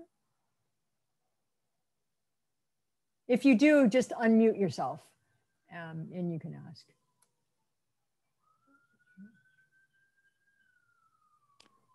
What if the how do we distinguish the fine line between their privacy, and is there any such thing that we have to consider that maybe there's a privacy line that we can't cross over, so forth, when we're interpreting like that? Okay, so that's a very good question. And this is why I talked about this. If we are outside of the room and we're outside of something, or for example, if I'm in a previous situation where maybe someone was asked the person, are you married? And they say, yes, I'm married, I have 2 kids. Then we see them again in a different situation and they are asked, are you married? And then they answer no. It is not my responsibility to share information about that person that I know from somewhere else. That is absolutely, that's breaking the law, especially if it's in healthcare. So my role of confidentiality, I cannot share that. But I am there to interpret. So anything said in that room, I'm interpreting. And sometimes they have said to me, interpreter, don't interpret this. I just immediately interpret it. Interpreter, don't interpret this.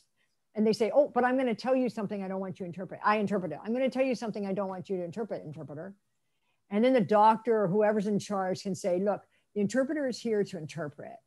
And they're going to say everything you say, because I get in this mode of interpreting that I don't even stop and I don't even realize they're talking to me. I just start interpreting. I've had attorneys say to me, I've had interpreters say to me, attorneys say a joke right after everything's over. They just make a joke and I interpret the joke. And then the attorney says to me, oh, you didn't need to interpret that joke. And I interpreted it. You didn't need to interpret that joke, interpreter. And he goes, oh my God, you're interpreting everything. I said, oh my God, you're interpreting everything. And then I stopped and I said, excuse me, attorney, I'm just in a mode of interpreting. So whatever you say, I'm just going to interpret because it just comes out of my mouth. I'm just in this mode. If I hear English, I talk Chinese. I hear Chinese, I just talk English. I said, I'm sorry. He goes, yeah, I know, nothing can pass you. And I've discovered that if we stick to our job, they will stop talking to us in private. And many times in the end of something, they will say to you, oh, interpreter, you're really good or whatever. Can I get your phone number? I interpret that. Oh, interpreter, you're really good. Can I get your phone number?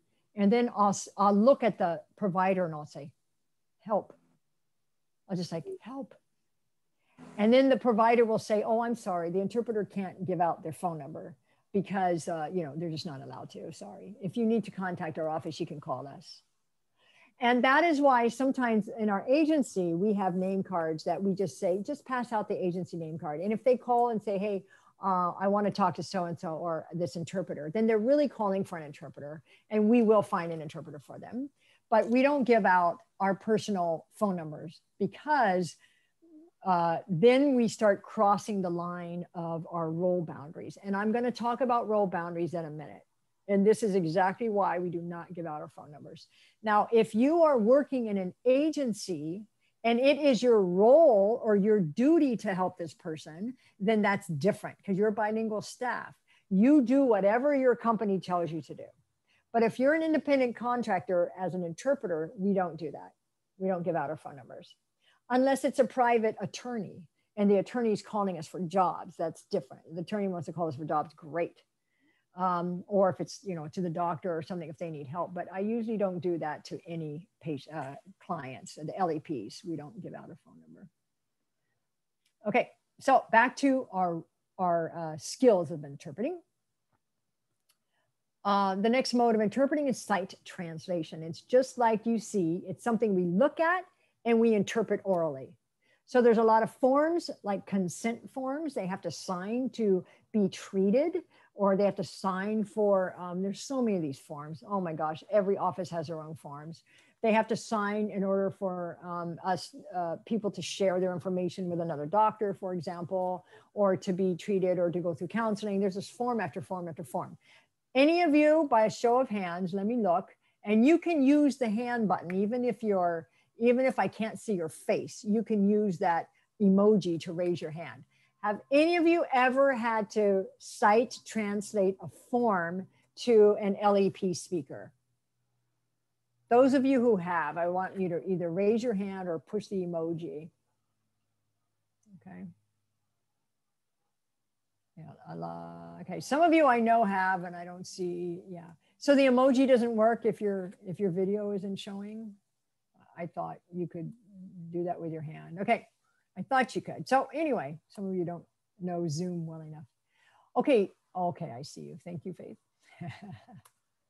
Okay, so forms, you can put your hand down. I think you can go in and just put lower your hand, and you just click lower hand.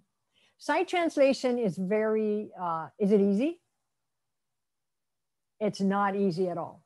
It's very, very difficult because I'm going to show you why. Look at this sample that I have up here. This is from the Sex Abuse Treatment Center at Capilani Center for Women and Children. So this is a consent for medical legal services. If someone has been assaulted sexually, they can go and they can get tested, or they can have crisis counseling, but they have to consent, or their parent has to consent, or the guardian has to consent. But this consent form for LEPs is very complicated. Look at this. It says, I consent for crisis counseling. I consent to the provision of crisis counseling services by the SATC as needed for me and or my minor child or children. Now this next sentence, look how long it is. These services may include counseling to address the crisis, educational information regarding sexual assault, information regarding options and services available, information on the medical legal process, and coordination of the medical legal examination. All of that is one sentence. So we have courses or classes or workshops that teach people how to do sight translation. How do you break the sentence up into smaller chunks of information in order to handle it, in order to interpret it? And how do you do that? It's actually a skill that we teach because it's hard. A lot of it's legal. Okay, so very often it's the second most common mode in community interpreting because there's a lot of forms that are used. And summarization. So when do we do summarization as interpreting? Anybody? You can just unmute yourself and talk. When do we use summarization in interpreting?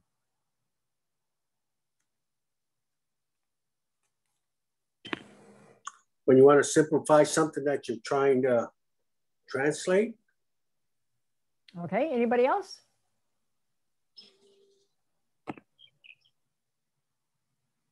This is a trick question. Figured that. It's a trick question. Make a long story short? No, summarization is not interpreting. We don't. Never. We never summarize as interpreters. Never. We either start interpreting in the middle of their story and let them wait for us to finish. And we let whoever the provider is to take over and to say, okay, we don't need all this. Or we say everything accurately, exactly as it is said. We could take notes or we could switch to simultaneous. So when I know somebody's going on and on, the easiest thing to do is switch to simultaneous, whispered simultaneous. And then whoever's listening will hear everything. For example, how did you, especially in crisis counseling or just counseling or mental health, they need to be able to express a lot of things. So the doctor wants to hear everything. I don't summarize. The second thing is to take good notes if we have to, but on the phone or the video, we cannot do simultaneous because we just can't. We can't talk when someone else is talking. The technology won't allow it. So we have to do consecutive. And we have to learn how to interrupt. And that is a technique. And if you want to learn more about telephone or video interpreting, you can write that on at the end here. We're going to have a survey and you can say what it is, the other kinds of workshops that you would like to have more of if you want that. So anyway, summarization is not interpreting, okay? Only the professional can decide what information is important, not me. And so we do not add, we don't omit, and we don't change anything. That is my role as interpreter. And that is why I want to practice these modes and then talk about our role, okay? So what do we do if we're asked to summarize? Well, let me tell you what I do. Oh, you can just summarize this, what I'm going to say to him. You can summarize. I immediately say, excuse me, so-and-so. Let me let her in. Excuse me, so-and-so. I don't know what to summarize. I'm not really sure what is important. So perhaps you can summarize and I'd be happy to interpret because I just don't know how to summarize. Summarization is not an interpreting. I'm so sorry. Yeah, and I make them do it, not me. Often they'll give me a document to do, and they'll say, and I'm like, oh, wow, this is going to take about 30 minutes for me to read this document to them. And they say, just summarize it. And I say, can you summarize the document? I'd be happy to interpret. And I make them do it. I refuse to do their job. Okay, so when do we use each mode? I'm going to tell you an example. A couple of weeks ago, I was interpreting for this Chinese woman. And when I showed up, her husband was there, and he was English speaker. He didn't speak any Chinese. And he helped her check in, and she's at a hospital or at a doctor's appointment. Then I went in with a nurse, and when the nurse called, I said, hi, nurse, I'm the interpreter. And I said to the patient, the doctor or the hospital has asked me to come and interpret, so I'll be interpreting for you today. She goes, oh, okay. I don't really need it, but okay. And then we went into the room, and then there was only 2 chairs. One was for the patient, was the bed, and then they had a chair for the doctor, and then 1 extra chair. Now, always this happens. The man, who's a gentleman, said, oh, you can have a seat. Oh, please have a seat. And I said, oh, no, I'm going to stand. No problem. I'm going to stand. I like to stand for my interpreting. And I just took my head, pulled out my paper, my pen, put my head down. And I stood in the corner out of the way. Then the nurse started asking questions, typing, and I started interpreting and answering, even though she answered a lot of the questions in English. But every time there was a question, I interpreted into Chinese. Then there's a few times she couldn't say it in English, so she spoke it in Chinese. And then I interpreted it. Now, she leaves. She goes, okay, the doctor will be here shortly. The nurse went outside because the doctor is going to be coming in. What did I do when the nurse went outside? What do you think I did? Do you think I sat and had a conversation with them? Because if I stayed in that room, what would happen? Exactly. Start talking. Yeah, exactly. You left. And guess what? I went out. I went out of the room because I knew they would start asking me questions because they feel awkward. Whenever you're in a room, very small room, and it's only you and another person or you and 2 other people, they're going to feel like they have to talk to you. How long where did you learn your Chinese? How long have you been doing this? Does it make good money? Who knows what they're going to ask. But the point is that if I stay in that room, I'm going to have a conversation. So I followed the nurse out. And the nurse sometimes will say, you can stay here. I say, no, thanks. And I go out and I say to her, if they don't understand, I explain it to them. Without another person in that room, I can't do my job. So I'll just wait outside until there's another person in there, then I can do my job. So I go out, stand against the door, wait for the doctor, and I realize, oh my gosh, this doctor's last name is Chinese. I wonder if they speak Chinese. So the doctor came, didn't know who I was at the door, and I have to explain, hi, I'm the Mandarin interpreter. And I don't need my name. They don't even know my name. They said, oh, Mandarin, oh, good, I speak Mandarin. And I'm like, oh, good, okay. So we walked in and I said, perhaps I can interpret for the husband then. And the husband is Takeuchi or something. And she, oh, you speak Japanese too? And the husband goes, no, I only speak English. So I talk. So what happened is she tried to use her Mandarin with the patient. And then I went over to the husband area and I whispered simultaneous everything, the conversation they were having. Then the doctor would run into words that she didn't know how to say in Chinese. And it's not because she wasn't Chinese. Maybe she just never learned. She wasn't that fluent, you could tell. Maybe she was a Cantonese speaker, I'm not sure. But then she would say words, I don't know if it's potassium or just all things. And it got complicated. So then she'd say words and I would be interpreting in English. And then when she said the English word in the middle of her Chinese, I would speak out loud the Chinese word. She would grab it from me and continue her Chinese. Then when she started getting toward the end and she tried to explain what she wanted the patient to do, she switched to English because she just couldn't do it in Chinese. I ran over by the patient and I ran behind the patient because she just kept going and going and going. This is what I want you to do because it'll be very good for you. And then you can exercise 3 times a week, blah, blah, blah. And I just went simultaneous to the patient in Mandarin. When we were done, The doctor said to me, wow. What do you think she meant? Wow. It wasn't the fact that my Chinese was amazing or whatever, that's you're Chinese. That wasn't it. It was that I was a professional interpreter and I knew what to do. I went over, was interpreting for the husband. I ran over and I started doing simultaneous with her. And then sometimes I would do consecutive, like with the nurse when she was asking questions and she came back. And the nurse came back in and said, okay, the doctor said, I want you to read this to understand what is going to happen. And then the nurse is going to come in and make an appointment for you when you come in. So read this. And then I said, shall I interpret it for her? So she gave me the paper. I did sight translation in the room, waiting for the nurse to come back in when the doctor left. So I used all three modes of interpreting because I know what I'm supposed to do. That is called a professional interpreter. You know what mode you need to use. You know how to use these modes. You need how to move around where you need to be, when you need to be there. And you can even make suggestions and make direct communication between the doctor and the patient, the doctor and the patient's husband. You can make that direct communication as smooth as everything. And that is our goal. I want to be out of the way. I don't want anyone to look at me. I don't want anyone to say, oh my gosh, this interpreter. No, it's not about me. It's about this patient. It's about her health. It's about the doctor and about doctor-patient communication. So once we understand that the situation is not about me, the interpreter, then we can get out of the way, we can study, we can prepare, we can show up on time, and we can do our job the best that we can. I can also interrupt and say, excuse me, the interpreter needs to clarify, doctor, what do you mean by that term? The interpreter's unfamiliar with that term. Can you explain? Then she explains, and I can go back into interpreting. So there is the role that I'm going to be explaining about after we do some exercises. But for now, I want you to try your hand at simultaneous. Okay? Now, this is what we're going to do. Everyone's muted. I'm going to start talking. And I want you to talk out loud. Hopefully no one is around you. I want you to talk out loud so you can hear yourself, but you have to whisper, otherwise you won't hear me. So I want you to interpret everything I'm about to say.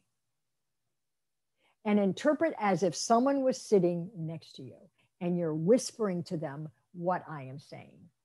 Now, when I begin, you need to make sure you're using first person speech. You don't say, she said. You say, if I said I, you say I. If I said, I said to her, you say, I said to her. You understand? So keep everything, you're just like a voiceover, like a TV movie or a TV show where you're watching them and you're hearing it in the second language. And you're not reading it, but you're hearing it in the second language as if they're speaking the language. Okay? So that's what you want to be, is a voiceover. Okay? Are you ready? Make sure you're muted, which you are. And then I want you to see, I want to see your mouths moving. And so if you could, if you can show yourself right now on video, could you please unmute your video so I can see? And don't worry, there's a lot of you, so I'm not going to be staring at one person. I appreciate it. Thank you.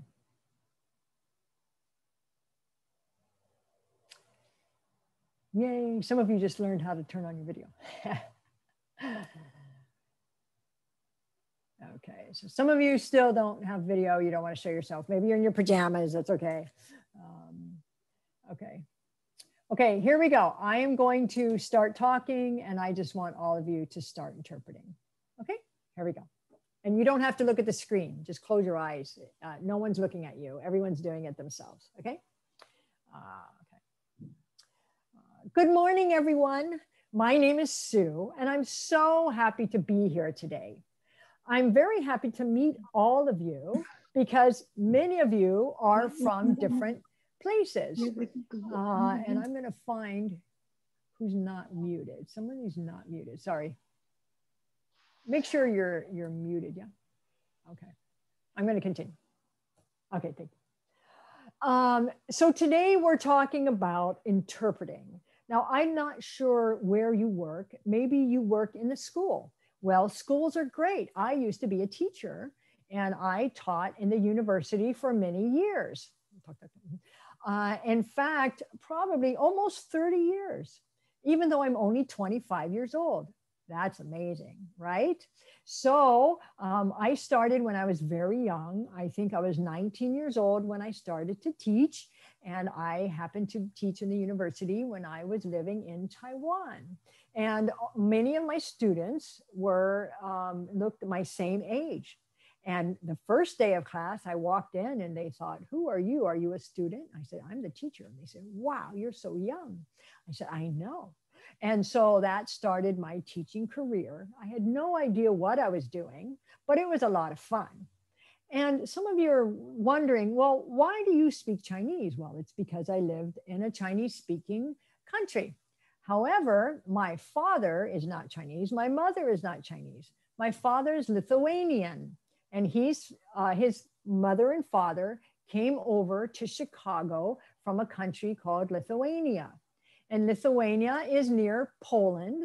And if you know anything about that Slavic countries, you will know that that's in Europe. And Poland is next to Lithuania. Lithuania is next to Poland. And I hope you're still interpreting. And so my grandparents came over from Lithuania. And when we were young, my father and his sister and brother, which was my uncle and my aunt, used to get together for Easter and Christmas. And we would have traditional food. I remember we had a lot of potatoes all the time. I'm not sure why, but we never ate rice. Rice was not really part of our food, but now it is because I love Chinese food. But then we would do some fun things like crack eggs, each other's eggs. We would play games. We always sang a lot. There was a lot of dancing. So I had a really fun childhood, but nothing to do with Chinese. It was all Lithuanian. And so then, but I grew up in Ohio. We also moved to California. So I did my high school in California and I studied my college in California. And of course, California has a lot of beaches. And so I went swimming a lot. In California, Southern California has a lot of mountains. So it would snow on the mountains. And in the winter, we would go into the mountains and go skiing. I'm not sure if any of you like skiing. Maybe you like basketball or baseball or something like that. But I really enjoyed skiing. And if you're not getting tired, then maybe you're not interpreting because your brain is working really hard. Okay, we'll stop. We'll stop. Okay, very good. I'm so proud of all of you. All right, now you'll notice in simultaneous interpreting, I just didn't stop, right? Let me ask you a question. Was the words I was using, was it difficult? Were the words I was using difficult? No, I was talking about high school. I was talking about college. But then I would throw out terminology to kind of make you wonder, oh, how do I say Lithuania in my language?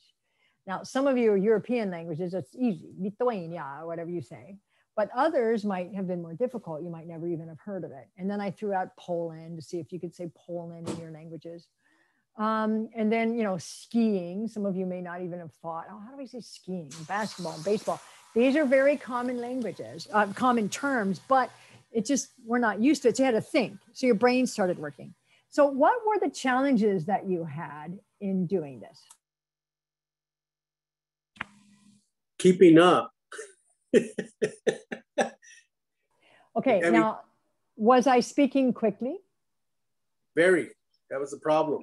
Sometimes our mind is fast when you're trying to transfer from one language to another. Okay. That's where I found my difficulty in trying to stay at the same pace you were and to be able to convey exactly what you were trying to say. How many others of you felt it was really fast?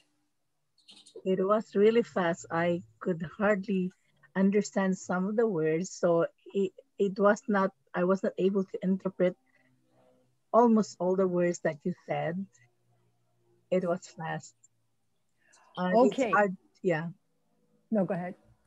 it's hard to think of the right word or the right word to interpret that certain words. Especially when some of you are from somewhere that you just don't play Yes. The sports that we do here. You know, I mean, is there snow skiing in Micronesia? I don't think there is, right? Okay. Sachi, did you want to say something?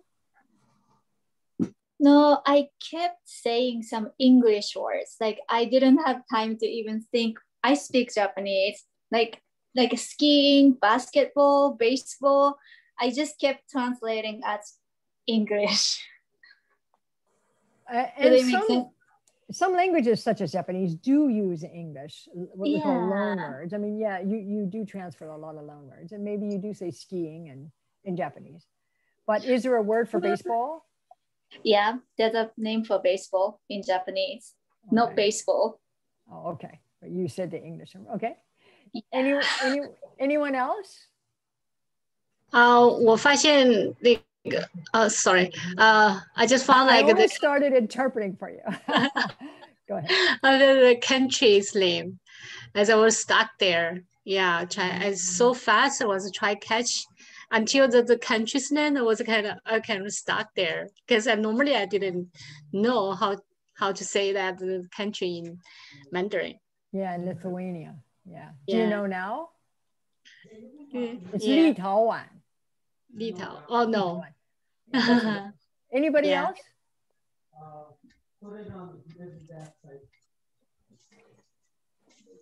Okay. So let me tell you one thing. I was speaking abnormally slow. So don't try to interpret. Just listen to how I was speaking. Good morning, everyone. I am very happy that I can be here today to talk about, interpreting. I spent 7 years in Taiwan. Do you see how slow that is? That is abnormally slow. And that's how I was speaking. Because I knew, for those of you who did not do simultaneous either very much or you haven't done it at all, it's very challenging. And what's challenging is not only the understanding, but figuring out how am I going to say this in another language, in my other language. And then when you start speaking the other language, the input keeps coming. It doesn't stop. So as you're speaking in your in the second language, you have to think and keep thinking about the other one. And then when you hit one word you don't know, I don't stop speaking, but it's actually a slow pace. It was very slow. People don't talk that slowly. They usually speak very quickly. And they can just say, for example, they may say something like, right, let me go back to my PowerPoint. I don't know how to get back. So one of the things is that it might say, oh, it was fast. I'm like, no, it wasn't. But the more you do it and the better you get, the more you realize, oh, this is really fun. And then you get challenged by the fast speed. So I love the challenges now. So when they say, oh, 那天我跌倒了. So for example, maybe Donna, if you could unmute yourself, maybe you can try to talk quickly about maybe how you hurt your leg. Just make up something, how you hurt your leg, in Mandarin? In Chinese, in Mandarin. Okay. And I'm going to interpret. Okay. 一天我去爬山。 One time I went climbing or hiking. 然后那个山很高很高， And then it was a really tall 爬呀爬呀爬呀爬呀， mountain, 然后 and I kept going up, 一不小心我 and I wasn't 一个石头 And so 没 there was 看 a 到， rock, 我脚 and 下 I 一 didn't 滑， see 然 the 后 rock, 就 and all of a sudden 跌 I 倒 tripped 了。 on the rock, and I fell down. Okay, do you It's, see what I'm doing?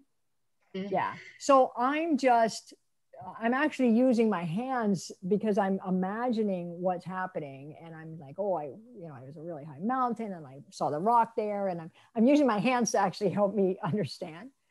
So I kept up it perfectly. It wasn't a problem at all.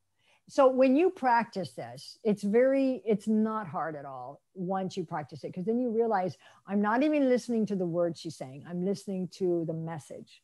I'm listening to the message, I'm imagining what she's saying. So so anyway, that's how it is with simultaneous. And so let me go back to this consecutive. Let's go to, you're going to move on to consecutive.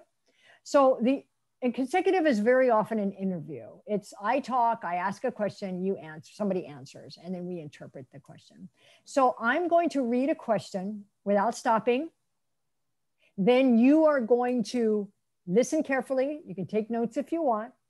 Then you're going to interpret that question. Make sure your mic is muted. You're going to interpret that question into your language with your muted mic, okay?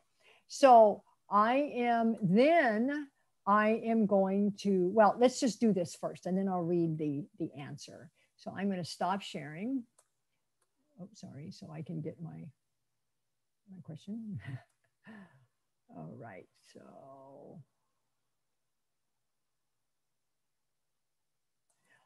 again, this is going to be a question for someone who got stabbed with a knife, okay? So I'm going to ask a question as if I was the police. So here we go. And when I'm done, I'm going to say, everybody interpret. Okay, well, as soon as I'm done, you can just start interpreting. Okay, here we go. Here's the question. Mr. Smith, had you ever been to the residence at 2953 Kua'aina Street prior to the incident that occurred in the evening of January 12th, 2020, around 10 o'clock p.m. when you were stabbed with a kitchen knife? Okay, go.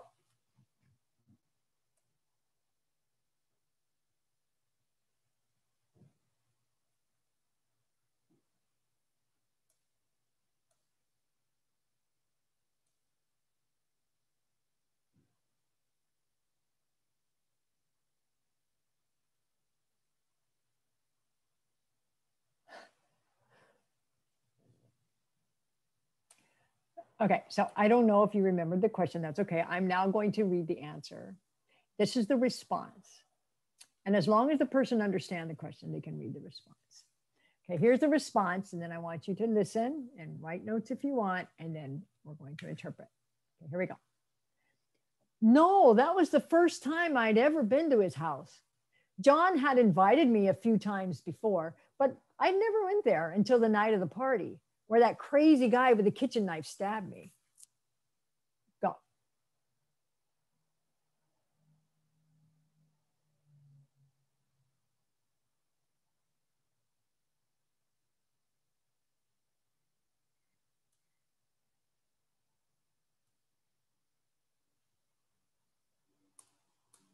Okay, now I don't know what you remember. Maybe you just remember, no, hadn't been there, and there's a crazy guy with a kitchen knife. So did you remember the question? Who wants to try the question and read it to me out loud? Did anyone take notes?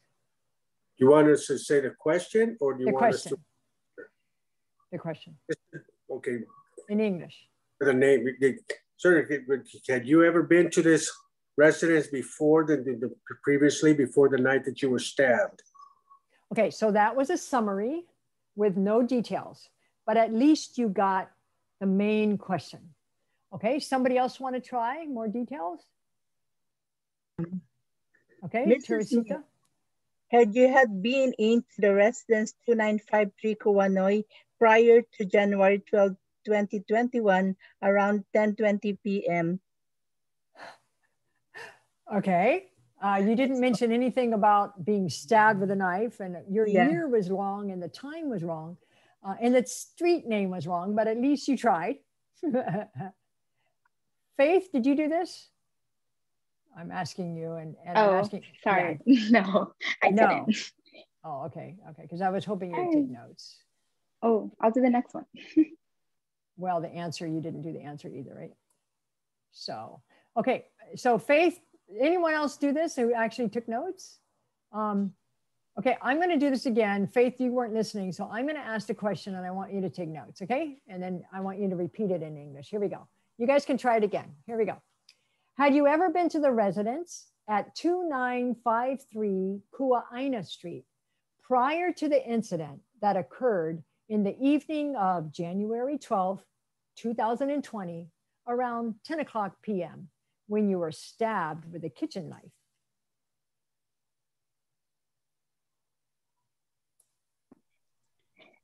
Have you ever been to the residence of 2953 Kua'aina Street prior to the incidents that occurred on the evening of January 12, 2020 at 10 p.m. where you were stabbed with a kitchen knife? Okay, so what I'm going to do is I'm going to share my screen so everyone can see. Could you repeat that without looking at me? Just look at your notes. Say that again. Have you ever been to the residence of 2953 Kua'aina Street prior to the incidents that occurred on the evening of January 12, 2020 at 10 o'clock p.m. where you were stabbed with a kitchen knife? Okay, now how can she be so accurate? Did you take notes? I did. Can you take a picture of the notes and maybe send it by line and I can show it, share the screen? Okay, my notes are really messy, but sure, I'll take it. So okay. Without notes, you're gonna think it's 2021 or you're gonna hear 10:20 p.m. or something like that. But notes are what makes an interpreter accurate when you're doing consecutive, especially this kind of stuff. Because this kind of details where it has the name of the street, how many got the name of the street correct? Kua'aina. Some of you just said, oh, Kapopo or Kala, or, you know, maybe the numbers were correct, but is the street name correct? Is it the evening of January 12, 2020? Did you say 10 p.m. and stab with the kitchen knife? So that's very important okay, let's see, you sent a photo. So let me, oh, wait a minute. Oh, you didn't cut it. Okay, here we go. So I am going to show you this photo. I can't crop it, so let me just show it. Let me share my screen. Sorry, everybody. Okay, here we go. Okay, so this is the picture she sent. This is her notes. And you notice that she chunks the information on different lines. So this is note-taking technique. She says, have ever 2953 Kua'aina. And then this is prior, is that correct? Prior? Yes, and occurred. Prior occurred. This is like a PRIOR, is that yes. occurred? Mm-hmm. And then she put on January 10, 2020, and then 10 p.m. stabbed, what is this? Knife. Knife, okay. So could you have drawn it? I could have, but I like to write my notes rather than draw. Okay, so the more, but when you go into Marshallese, which is Faith's language, when you go into Marshallese, it can be more challenging because then you have to take this and figure out, oh, what word did I write? This is knife. Oh, that's knife. Okay, so how do I say knife in Marshallese? And then you have to take 2 steps. Now, somebody like myself, thank you very much, by the way, for doing that. Somebody like myself would have done notes in a different way. I'm going to pull up the whiteboard here. And it's really hard to write on a computer, but I want you to look at what I would have done. The first one was, have you ever been to the residence? That means, have you been to the home? I would have drawn an arrow and I probably would have drawn a house. Have you ever been to the home at, and then I would have drawn the line 29, and I would have written this out 53. And of course you have to write the name, otherwise you're not going to remember. Kua'aina Street. And I would have had to write it, Kua'aina Street, prior, and I would have done my before sign. This is my sign that means before. I put a dot in a line, so that means before. If I put the dot afterwards, it would be after. So prior to the incident, I would have written NIC, incident that occurred on, and I wouldn't have written anything else. I would have said the incident with a line, and then I would have written this because it has to do with the incident. January 12th, and then it's 2020. So I would have had to have written 2020 or just 20. 2020, and then I said around, so I would have written this symbol, which means around, and then I would have written 10 with a P, 10 p.m. And it was at the incident that I was stabbed with a kitchen knife. I would have drawn a knife. This is my knife. And I probably would have written kitchen. Again, my knife, probably I would have drawn something like that. So then I would have come back here and I would have read it. Have you ever been to the residence at 2953 Kua'aina Street prior or before the incident that occurred that happened on January 12, 2020, around 10 p.m., kitchen knife stabbing. And that would have reminded me when you were stabbed with a kitchen knife. So this is how an interpreter, this is how we teach note-taking. We teach note-taking and we just say, look, all you need is a few chunks of information about each sentence. You only need one word, maybe two words. That's because it reminds your memory. It's just a memory helper. It helps your memory. So I'm listening carefully, but I'm not going to remember dates. I'm not going to remember numbers, street names without writing them down. I'm not going to remember times without writing it down. I'm not going to remember details without writing it down. I can draw a knife, but I will forget kitchen. It's a kitchen knife. So I'm going to write KTN for kitchen, short. If there's a Chinese word for kitchen that is shorter than me writing KTN, I would have done that. For example, how many people were at the party? I would probably just use a Chinese character for people. This right here is the kanji in Japanese and Chinese that means people. And I use that a lot. This one with an N is my word for population. I put an N at the end. Sometimes I write the word people and I write an S, so I know there's more than one. It's plural. So you can do many things. There's tricks that you can write for note-taking that we actually teach in formal class. So if you want to learn more about note-taking techniques to help you, that'd be great. For now, I strongly recommend you write one or two words to just help you remember what was said. For example, the answer, where's the answer? The answer was something like, no, I'm going to read it right now. No, that was my first time I'd ever been there.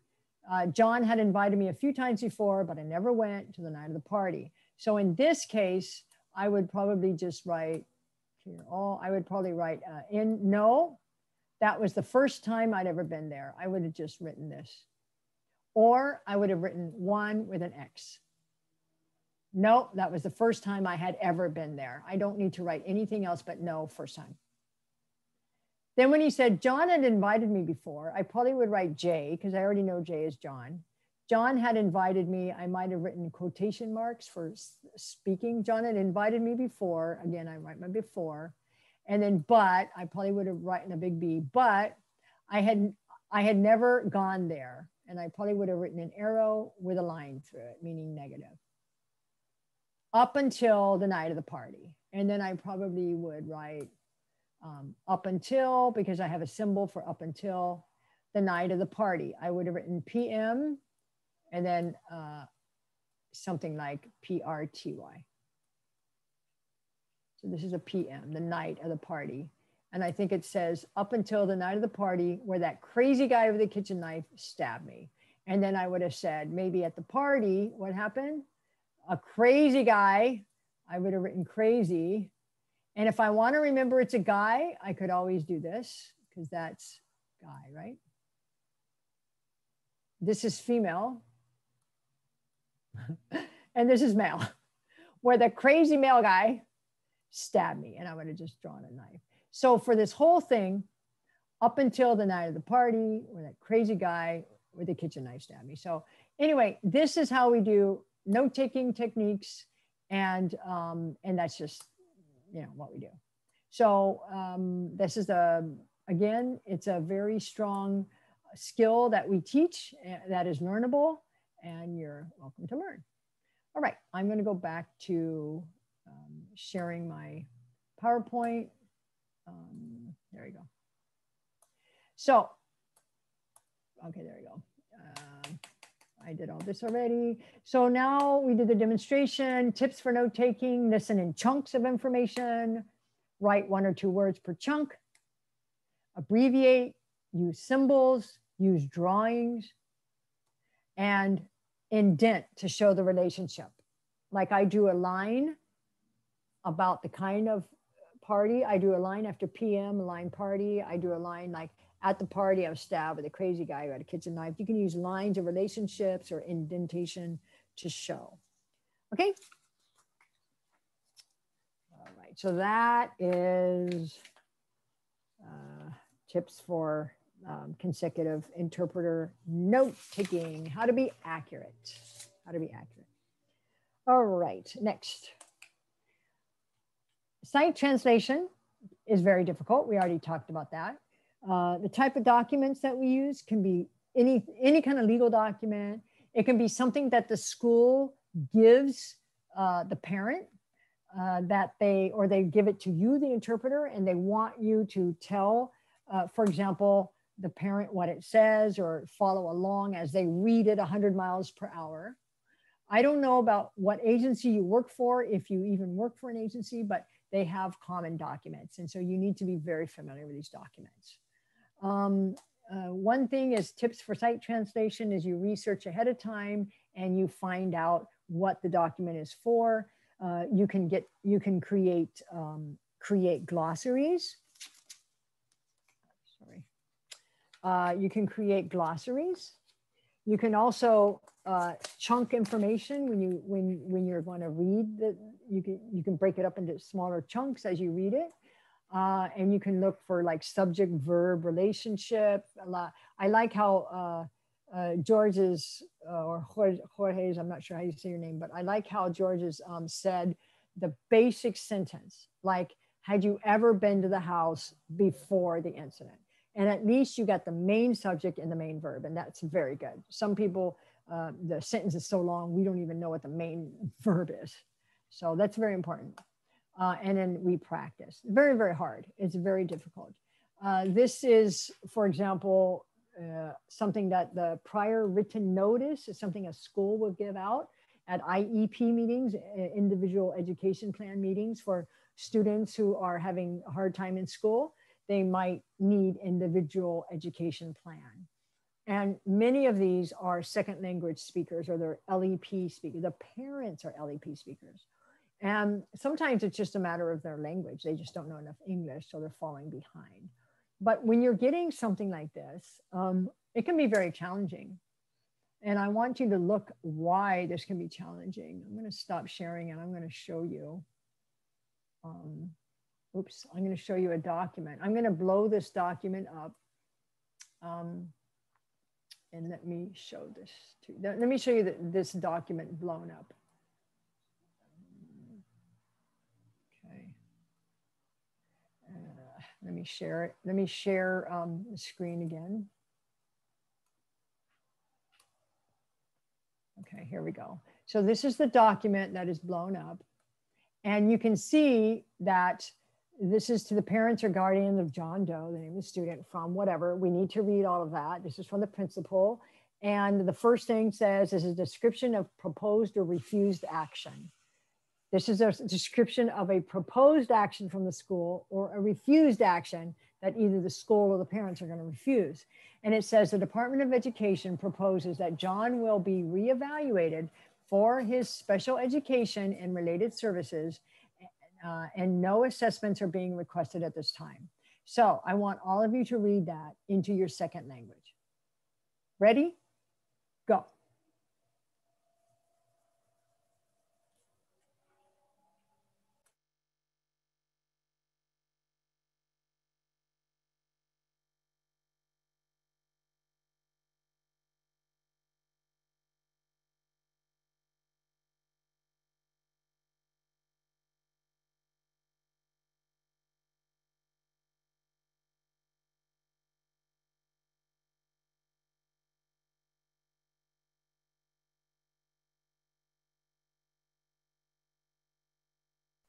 Okay, I'm going to stop.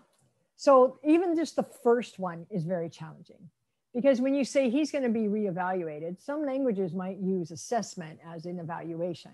He's going to be reassessed for special education, but they feel no assessment is needed. So it doesn't make sense unless you have to say, okay, he's evaluated whether or not he needs to be in a special education program. So you need to understand this before the interpreting.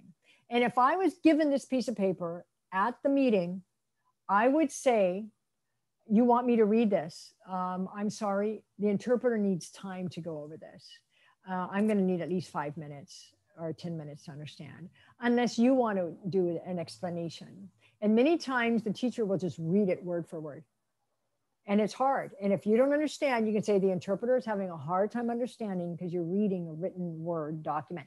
Can you perhaps explain it into in your own words what you're trying to say? And I'll be happy to interpret. So don't be embarrassed that you don't understand it. I don't understand it. I would have to read this 3 times to understand it. So that's why before we go into an interpreting assignment, we would like to ask for documents ahead of time. Do you have any documents that you will be using or you'll be giving to the parents?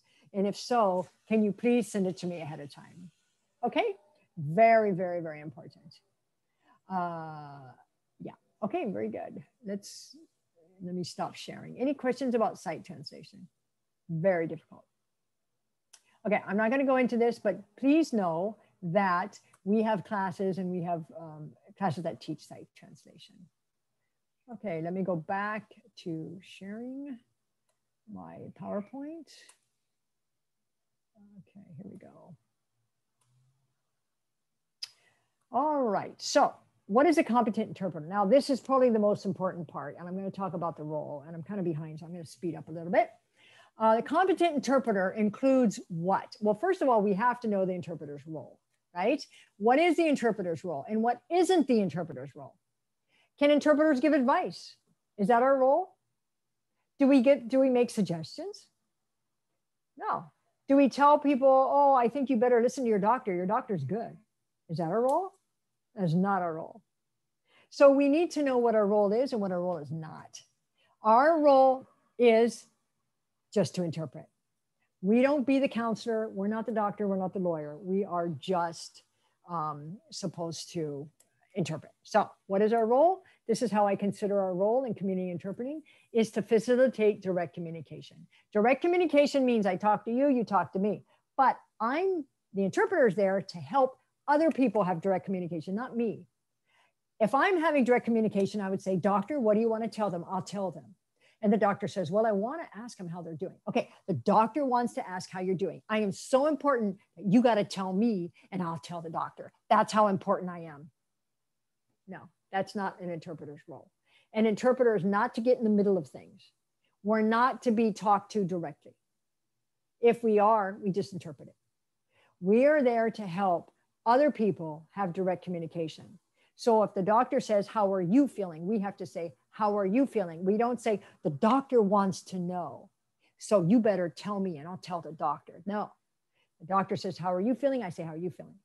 I try to make them look at each other, so I be out of the way. I'm not going to stand in the middle of them, sit in the middle of them. I'm not even going to sit in a triangle.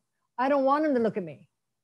Maybe I'll sit behind the patient. Maybe I'll sit behind the student or behind the parent of the student, because I don't need to be there at the table. I don't need to be equal with everybody. I'm going to step back and I'm going to remove myself. So the direct communication happens between the provider and the LEP individual. So it looks like this. The two of them, we want to talk directly to each other. All we're doing is interpreting. Again, we are just a voiceover. They want to hear our voice. They have to hear our voice. They don't need to see us. Now, what is the interpreter's role? They transfer meaning, whatever is said, from the source language into the target language. It's not about words. It's about meaning. They transfer the message exactly or as close to exactly as original. I don't summarize. I don't guess. I clarify if I don't understand, and I transfer the message, not the words, the message. If I said it's raining cats and dogs, and I interpreted that, the dogs and cats are falling from the sky, that would be ridiculous, because that's not the message. The message is it's raining really hard. So if someone said, wow, it's raining cats and dogs out there, I would say it's raining really hard. That would be my interpreting, right? All right, we don't edit, we don't summarize, we don't add, and we don't omit because we don't understand. A lot of people, if I don't understand, I'm just not going to say it. I didn't understand, I'm just going to leave it out. But that's not fair, and that's not the role of the interpreter. Interpreter is to clarify or to ask, can you repeat that? because our role is accuracy. We want to get everyone we need to interpret accurately. We don't get involved in the conversation. Last week, I had to have a talk with one of our interpreters because she started getting involved in the conversation between an attorney and an immigration attorney and the client. And the immigration attorney told me about what happened. And I was asking her what happened. And they go, it seems like the interpreter was really bad. She didn't even understand what the person was saying. She kept changing her interpreting. Come to find out, it wasn't the interpreter who was changing, it was the client. So she would ask the client a question, and the client would say, oh, yeah, it was my husband who did that. Then later on, they would ask the question. She was, oh, no, it was my daughter who did that. And then the interpreter, instead of interpreting it, she would say, wait a minute, in the second language. Wait a minute, you just said it was your husband. Was it your husband or your daughter? And then she would say, oh, I don't remember. But you have to remember, this is very important. This is immigration. And they were going, oh, 你要记得啦，你一定要想起来啦，哈，怎么样呢？ And they were saying, 但是我不记得，本来是我的女儿，然后我可能是我的先生，我忘了。哦，好吧，好吧，就是我的先生。And then the interpreter would say, it's my husband. And then the person in charge of the interview, the attorney, is so confused. You guys just had a whole conversation. And now you answer. And I don't trust this interpreter because the interpreter stopped interpreting and started getting involved. She started judging this person and said, hey, wait a minute, and started saying things on her own. You just changed your mind. You just changed your answer. That is not, the interpreter is not there as an assistant. The interpreter is there to interpret the language. Okay? If they contradict themselves, so be it. We just interpret and let the attorney worry about the contradiction. All right? So a competent interpreter, if we want to be a competent professional interpreter, we need three things. The first thing we need is skills. And the first kind of skills is language skills. But what's the next set of skills we need? Do we need note-taking skills? Do we need simultaneous concentration speaking skills? Yes. We need sight translation. So we need interpreting skills. What else do we need? We need to know our role. We need to know our ethics, our do's and the don'ts. What else do we need? We need to prepare. So we need background knowledge. We need knowledge of terminology as well as knowledge of the system, what's happening that day. So these three things make a competent interpreter: skills, ethics, and knowledge. A lot of work. It's hard work to be an interpreter. And they're underappreciated for sure. What skills should an interpreter have? I just talked about that. They need language skills. They need to be able to be fluent and speak fluently. And if you can't speak fluently, then work on it. You can work on that. You need to be at least a B or an A. You can read and write in both languages, and also pronunciation in both languages understandable. Otherwise, it affects communication. Also, you need knowledge of relevant terminology. So you just have to study. Okay, what else? They need interpreting skills. You can do all three modes anytime. You're able to interpret at different registers, so your language is high and low, and you can duplicate the speed of the speakers. Okay, so today was practice and simultaneous, but the more you practice, the better you get and the faster you get. Okay, so a competent interpreter, we talked about skills. Now let's talk about the ethics. Now the ethics is, what are interpreter ethics? It's just another word for standard of conduct for the role of the interpreter. That's just the other word we can use. So what is our ethics? And I handed out, and I also posted these 5 ethics. So let's talk about these 5 ethics. And one of them is accuracy, confidentiality. And if you have your paper, go ahead and pull that out. I emailed it to you a few days ago, as well as put it in our chat room. You can download that. Impartiality, and another word for that is neutrality. We're just neutral parties. And then we have to know our proper role boundaries as well as our professionalism. So we're going to talk about these real quick, okay? And I'm going to go over that paper that I handed out, so you can pull that up. Accuracy means 2 things. We want to convey the message and the tone of the speakers accurately, completely. We don't add, we don't delete, we don't change. But we're doing it in a different language. So obviously words are going to be a little bit different. The second thing is that means We have to interpret offensive obscenities. We have to interpret sexual terminology. And we maintain composure when people are crying and it's very sad, or they're angry. We maintain composure. We bite our tongue, we pinch ourselves, we do anything to stop ourselves from crying. And it happens all the time when you're working in the community with people who are meeting very tough situations. If they just heard they have cancer, they just heard they have 1 month to live, are you kidding me that an interpreter is not going to be affected? We are going to be affected, right? Because interpreters care. And I know all of you care, or you wouldn't be here today. You are here because you care. But we can't let that affect our composure in the middle of interpreting. There has been times that have been so hard for me that as soon as it's over, I run out, go to the elevator or whatever, and then I let it out. I start crying. I go in a corner, go to the bathroom, I just blow my nose, I let it all out then, but not during. Can you imagine a doctor telling someone how sad it is and the doctor starts crying? That would be horrible. So doctors learn composures and interpreters have to maintain their composure. If not, you can just say, interpreter needs just a couple minutes, I'll be right back. And you just get up, leave and come right back. It's really, really hard.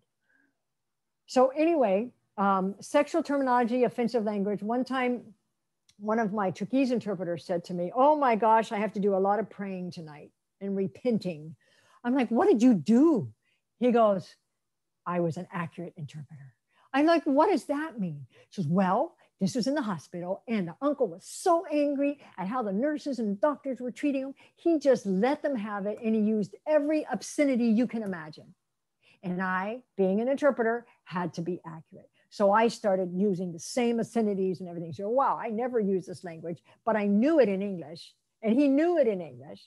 And so he had to say, you guys are full of shit. You know, you don't give a damn about my, and he had to go off. And, you know, they actually ended up, when they realized how angry he was, they knew how to handle the situation. But if the interpreter had covered it up and said, I am just so upset, you guys don't know what you're doing, rather than you guys don't give a shit about my, you know, then it's very, very different. So we need to just be interpreters and have a lot of fun if it's like in the courtroom or whatever. And again, we have to maintain composure and we don't change things. If the doctor mentions a part of the body that we need to mention, you can keep your head down. You don't have to look at anybody and you say it, but you don't say, you know, that part, you know, that part. That's not accurate. So we have to remain accurate as if we were the doctor or we're a nurse or we're, you know, the patient or we're the uncle. Okay. The next thing is if we don't understand, we clarify. Excuse me, doctor, and we can't interpret if we don't understand, right? Excuse me, doctor, the interpreter doesn't understand the term you just said. Is that colon, what was that? Colon what? Oh, colonoscopy. Yes, could you explain that? Oh, colonoscopy is when we, you know, and they will explain it and then you can explain it to the patient. You cannot interpret something you don't understand. It's perfectly fine to clarify. If the patient said, I live at 1625 Kua'aina Street, and they're saying it with an accent, you have to say, excuse me, doctor, excuse me, provider, excuse me, principal, excuse me, whoever. The interpreter needs to clarify the name of the street. And then you turn to them and say, what was the name of the street? Because Chinese like to say, oh, I live on Jingjie. And you're like, what is Jingjie? Where's Jingjie? And then when you clarify, you realize they're saying King Street. King Street. They don't say the king, they say Jing, you know. And so very often we just have to clarify and then we just continue. All right, we seek clarification, but we call ourselves the interpreter. Excuse me, the interpreter needs to clarify, okay? And then we don't mimic gestures. If they say the knife was this long, we don't have to show any gestures at all. We just interpret the words, okay? Like a voiceover. So accuracy is word choice. It's keeping the same register. It's using the correct verbs. If they say he slammed me against the wall, or he slammed me against the car, we don't say he pushed me to the car, because push is not slam. We can add an adjective to push, like he pushed me forcefully. If my language doesn't have the word slam or I can't think of it, then I add some adjectives to create the same understanding, the same message. He pushed me very forcefully against the car. Okay? That's a good way of dealing with it. Repetitions, if they say, oh, well, you know, it started when my son was 3. Oh, wait a minute. No. Oh, he was 2.5. Yeah. Oh, no. Yeah, he was 3. Okay, so it started when he was 3, and I noticed that he wasn't swallowing very well. So we must repeat it. We turn and we say, I noticed when my son was 3. No, he was 2.5. Oh, wait a minute. No. Yes, he was 3. Okay, so I noticed when he was 3 that he wasn't swallowing very well. And then the doctor, or whoever knows, or the therapist or whoever, will realize that this parent's not very clear about the time. That's very important. It's not our job to judge. It's not our job to cut. It's our job to just interpret and let them figure out why, you know, what's going on. Okay, so we don't have to worry about it, which is great. There's self-corrections, repetitions, the grunts and meaningful noises. If many times they'll say, I hear an interpreter say, have you had any, do you have other children? And then they say, yep, or nope. And I hear this like, yep. And then the interpreter says, yes, I do have other children. But I only heard a whoop or like in Chinese. Do you have any other children? 你有别的孩子吗? I should not interpret it as, yes, I have other children, because that's not what they said. They said, uh-huh. They said, yeah. They didn't say, yes, I have other children in a full sentence. So we don't need to say the full sentence. If they say, yeah, we go, yep. If they say, yes, we say, yes. If they go, we say, uh-huh. Okay? So we stick to our register. Nonsensical testimony, we have to, we don't say, oh, he's not making sense. No, that doesn't help anybody. To say he's not making sense. It doesn't help anybody. Our interpreting needs to sound unsensical, nonsensical. We have to say, well, you know, the computer, it was on, but then the blue came and then I didn't know what was happening. And then, you know, when the car came over and he came home, then I was fine. We have to say that. Well, you know, the computer was on and it was blue, didn't make any sense. And then when the car came home, he was home and I was fine. And then they realized, okay, this person has mental health issues. They're talking about a computer. They say the color, they talk about somebody else. And so we just have to interpret the best we can. We don't judge. He's not making sense. We don't judge. We just interpret. And emotions, if they're crying, we don't cry, but we absolutely show emotions. All right. And then gestures, again, we don't do gestures. Okay. So just leave gestures out of it. All right. Sometimes over the phone, someone will say, where does it hurt? And we interpret it. Where does it hurt? And we can't see.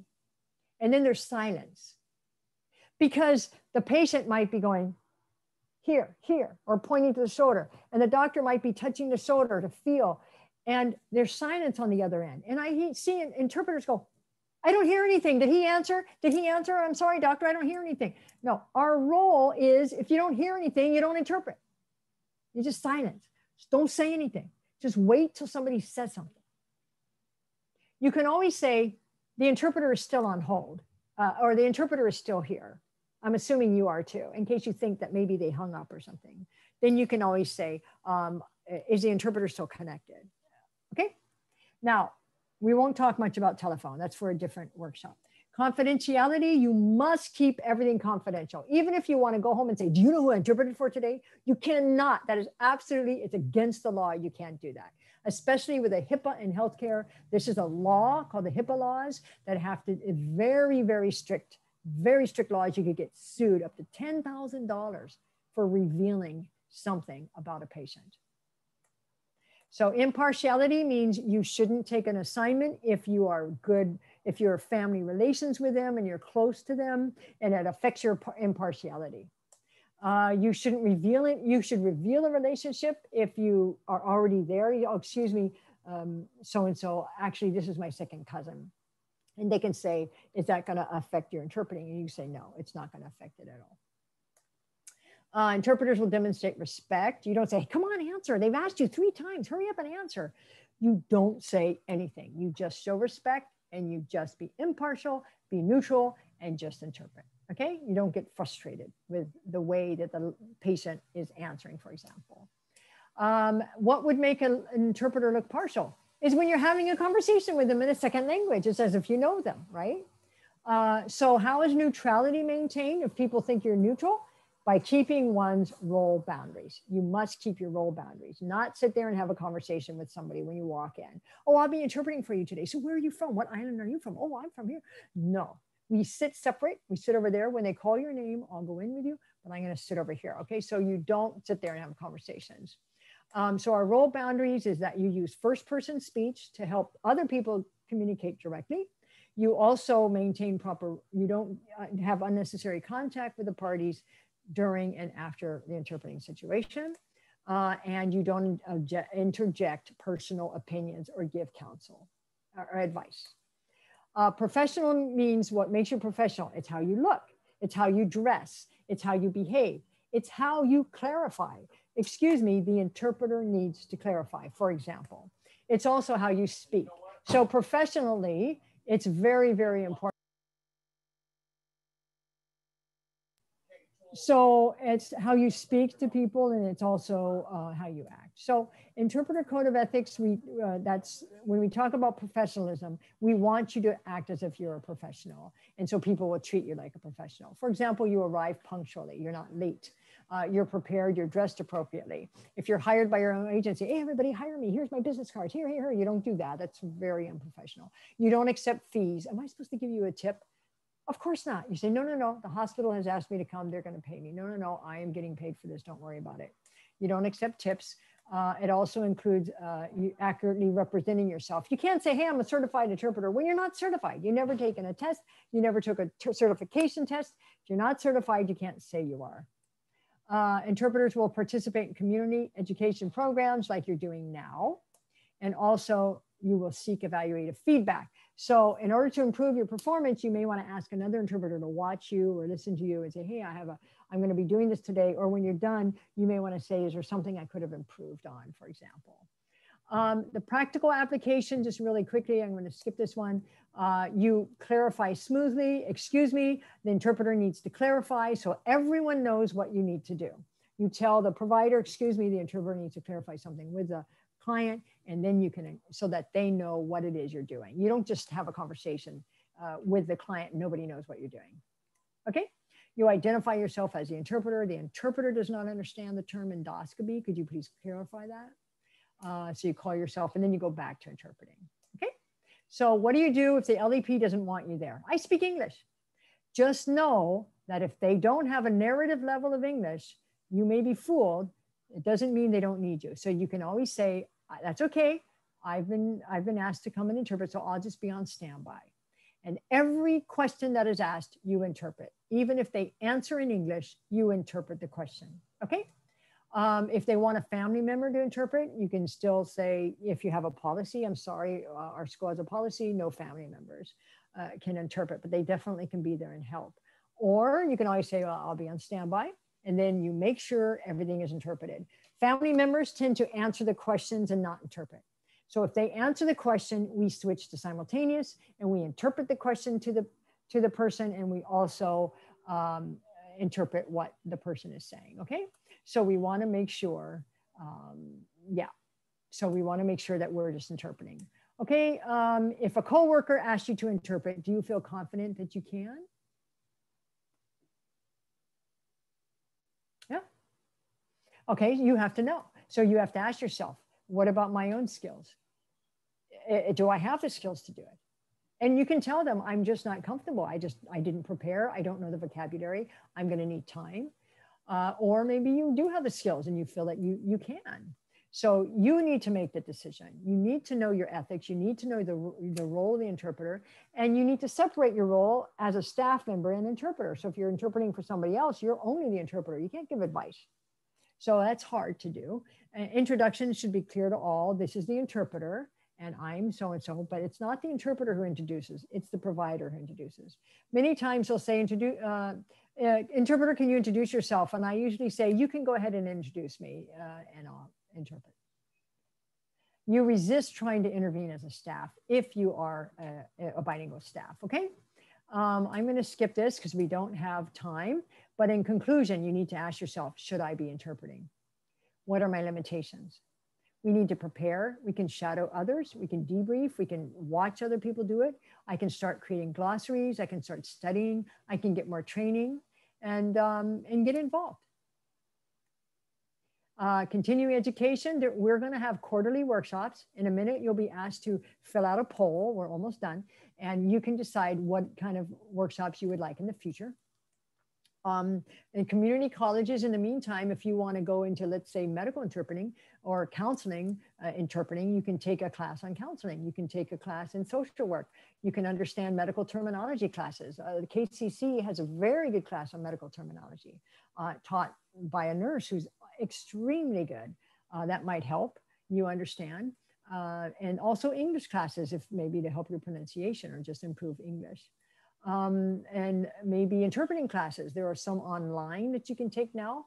There are medical interpreting classes. You can just Google medical interpreting online class, and there's a lot of them. They're not cheap, but there's a lot of them. There can be anywhere from $400 to $600, $700. You can also go to the court interpreter training if you're interested in becoming a court interpreter.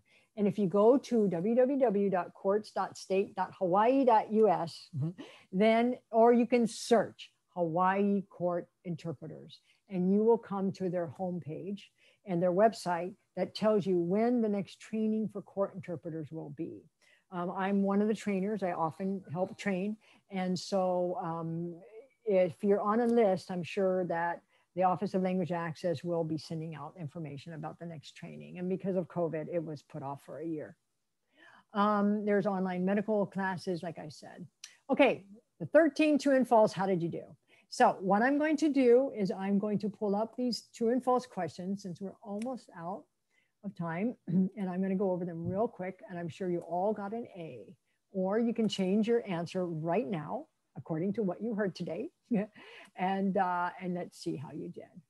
Okay, so let me go to the top here. And let me share. Oops, I opened the wrong thing. Okay, let me share my screen. Okay, here are the questions. How much do I know? True and false. Okay, the first question is, and you can unmute and answer or nod your head for true and shake your head for no. How's that? Oops, sorry. Let me get out of this.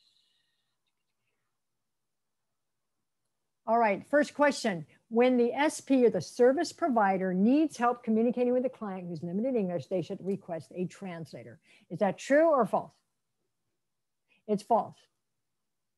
Because they need to request for an interpreter. Very good. I see a lot of you, interpreter. So yes, they need to request for an interpreter. 2, a client, and that's okay if they say translator. You can ask them, do you mean interpreter? Because now you're the professional and you know the difference. Yay. Okay, very good. A client who has conversational fluency in English does not need an interpreter. True or false? True or false? It depends.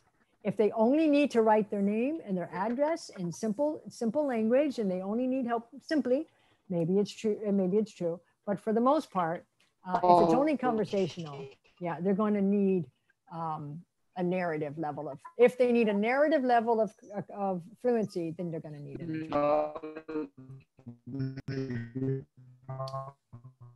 Okay, somebody is cutting in and out. I'm not sure who that is.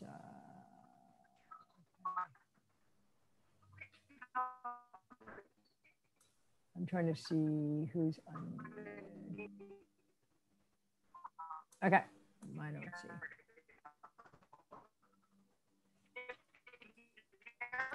All right, let's go back to the next one. 3, any bilingual speaker should be able to interpret. True or false? Go like this or like this? It's false. Because what do they need? They need skills. They need to know the role of the interpreter. They also need to know what an interpreter, they need interpreting skills and background knowledge. Very good. All right, 4, a friend or family members are the best choice to assist with bilingual interpreting because they know the client's situation. True or false? Yeah, it's false. because they are involved and they care about the outcome. So they have a conflict of interest. Yeah. Okay, next. To help direct communication take place is number 5. So 4 is false. Number 5, to help the communication, the provider should say, interpreter, please tell the client I'm going to ask questions. Interpreter say, she's going to ask questions. No, that's false. We need to speak first person. If somebody said, please tell the client I'm going to ask questions, I would say, you can go ahead and tell the client and I'll be happy to interpret. And you push them to have direct communication, because that's my goal, is to help you as the provider have direct communication with your client. 6, the interpreter should not take any notes because it might make the client feel nervous. True or false? False. If I want to be accurate, I need notes. I need to take notes because of accuracy. So this is false. 7, in emotional settings, a client may go on and repeat herself. In this case, the interpreter can just summarize. True or false? No summarization. We need to be accurate. We can switch to simultaneous, or I can take notes and be accurate, or I can just interrupt and start interpreting. Do not say, stop, let me interpret. That's rude. You just start interpreting and they'll stop. So don't tell them to stop. It's kind of rude. 8, a good interpreter should never, 8, get back to 8. A good interpreter should never use a dictionary in the middle of interpreting job. True or false? I use a dictionary. It's false. I use a dictionary and I say, oh, let me check my dictionary, because I'm not a walking dictionary. I need help sometimes. I don't have 2 A's and I don't know everything, especially in the medical situation. There's a lot of terms I don't know. So I have to look it up. Sometimes I'll ask the doctor, excuse me, doctor, how do you spell that? So I can look that up because I'm trying to be accurate. The doctor will say, yes, I want you to be accurate. So thank you for checking. 9, a good interpreter will simplify complicated or technical language to a level that the client can understand. Is that our role? That is not our role. That is absolutely not our role. So make sure that you don't do that. You stick to the same level. Okay, 10, if the culture allows, it's perfectly acceptable for interpreter to help comfort the client by using like physical contact, such as touching the shoulder. Don't worry, the doctor will help you. Yeah, that's false. We do not touch. We remain only the voice. We're only a voice. We get out of the way and it's just the voice. 11, the interpreter's role is to help the service provider in whatever way possible. So the interpreter is considered the service provider's assistant. So they can ask their own questions. They can help carry. Is that true?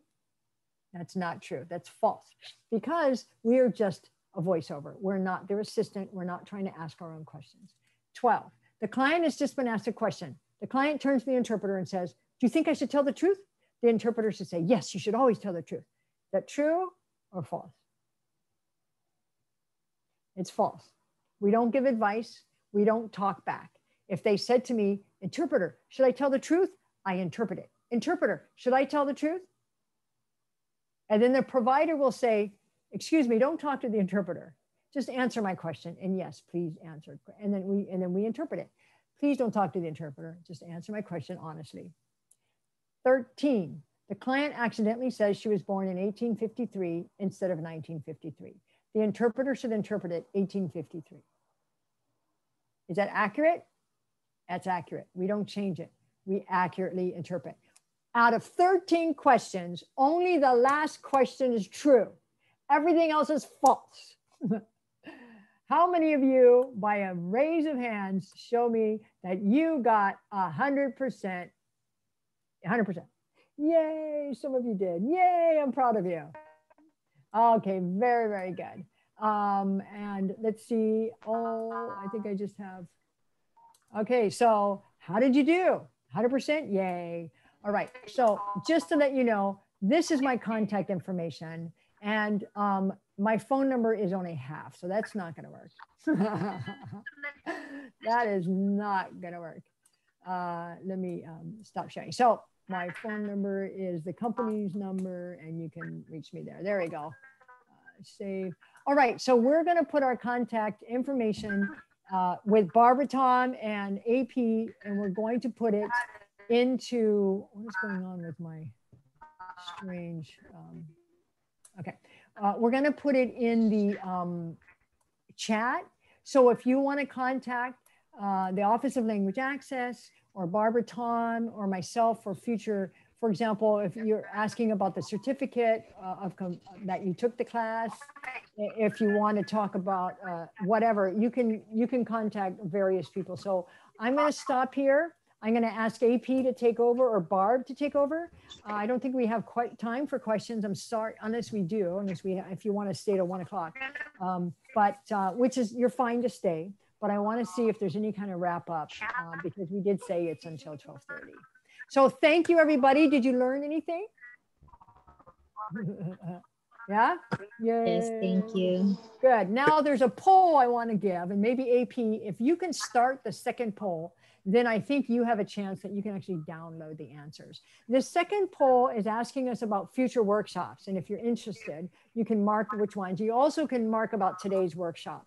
And so the second poll he's going to put up, and it's anonymous. It's not going to show your name because we made it anonymous. And then I think AP, before you end the polling, after you end the polling, you can actually download the results. So go ahead and mark that. How would you rate this workshop from 1 to 5, with 5 excellent, 1 to poor, 1 is poor, and then just go to the next one. What part was really helpful, et cetera, et cetera. And then when you're done, I'll still be here. Okay, and for me, like I said at the beginning, this is just for the introduction, just get us for a lot of people who never know or never have any training before. It's just a snapshot. It just kind of give you some idea what become an interpreter and what the interpreter doing, including code of ethic and what we can do, what we should not do. I hope it not scare you out of volunteering your time, using your skill. And because what we do is for our community, but at the same time, I want everyone to have some skill.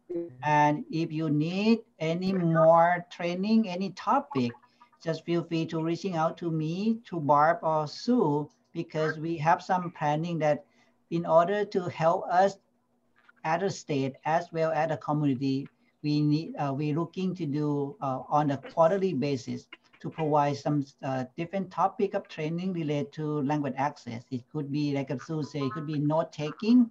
It could be now with in this current situation, maybe we need to learn how to do like a remote interpreting, how to use Zoom, because different agencies use different type of format. Some use Zoom, some use WebDeck, some use what they call Microsoft Teams. So technology has been going pretty fast.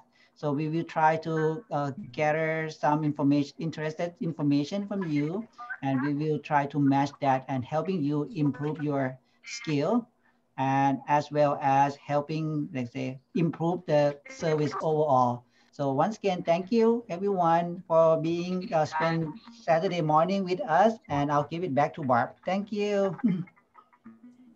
Thank you. Thank you everybody for attending today's session. Great session by Sue. Thank you, Sue. You did an awesome job as usual. And going forward, we really need your input. So please answer the questions honestly, like no names are attached. We are going to be looking forward to a quarterly training, and those that are interested, please let us know. Okay, so thanks for today. Thanks, Sue. Thanks, AP, for all your support. And we hope to see you guys again. Thank you.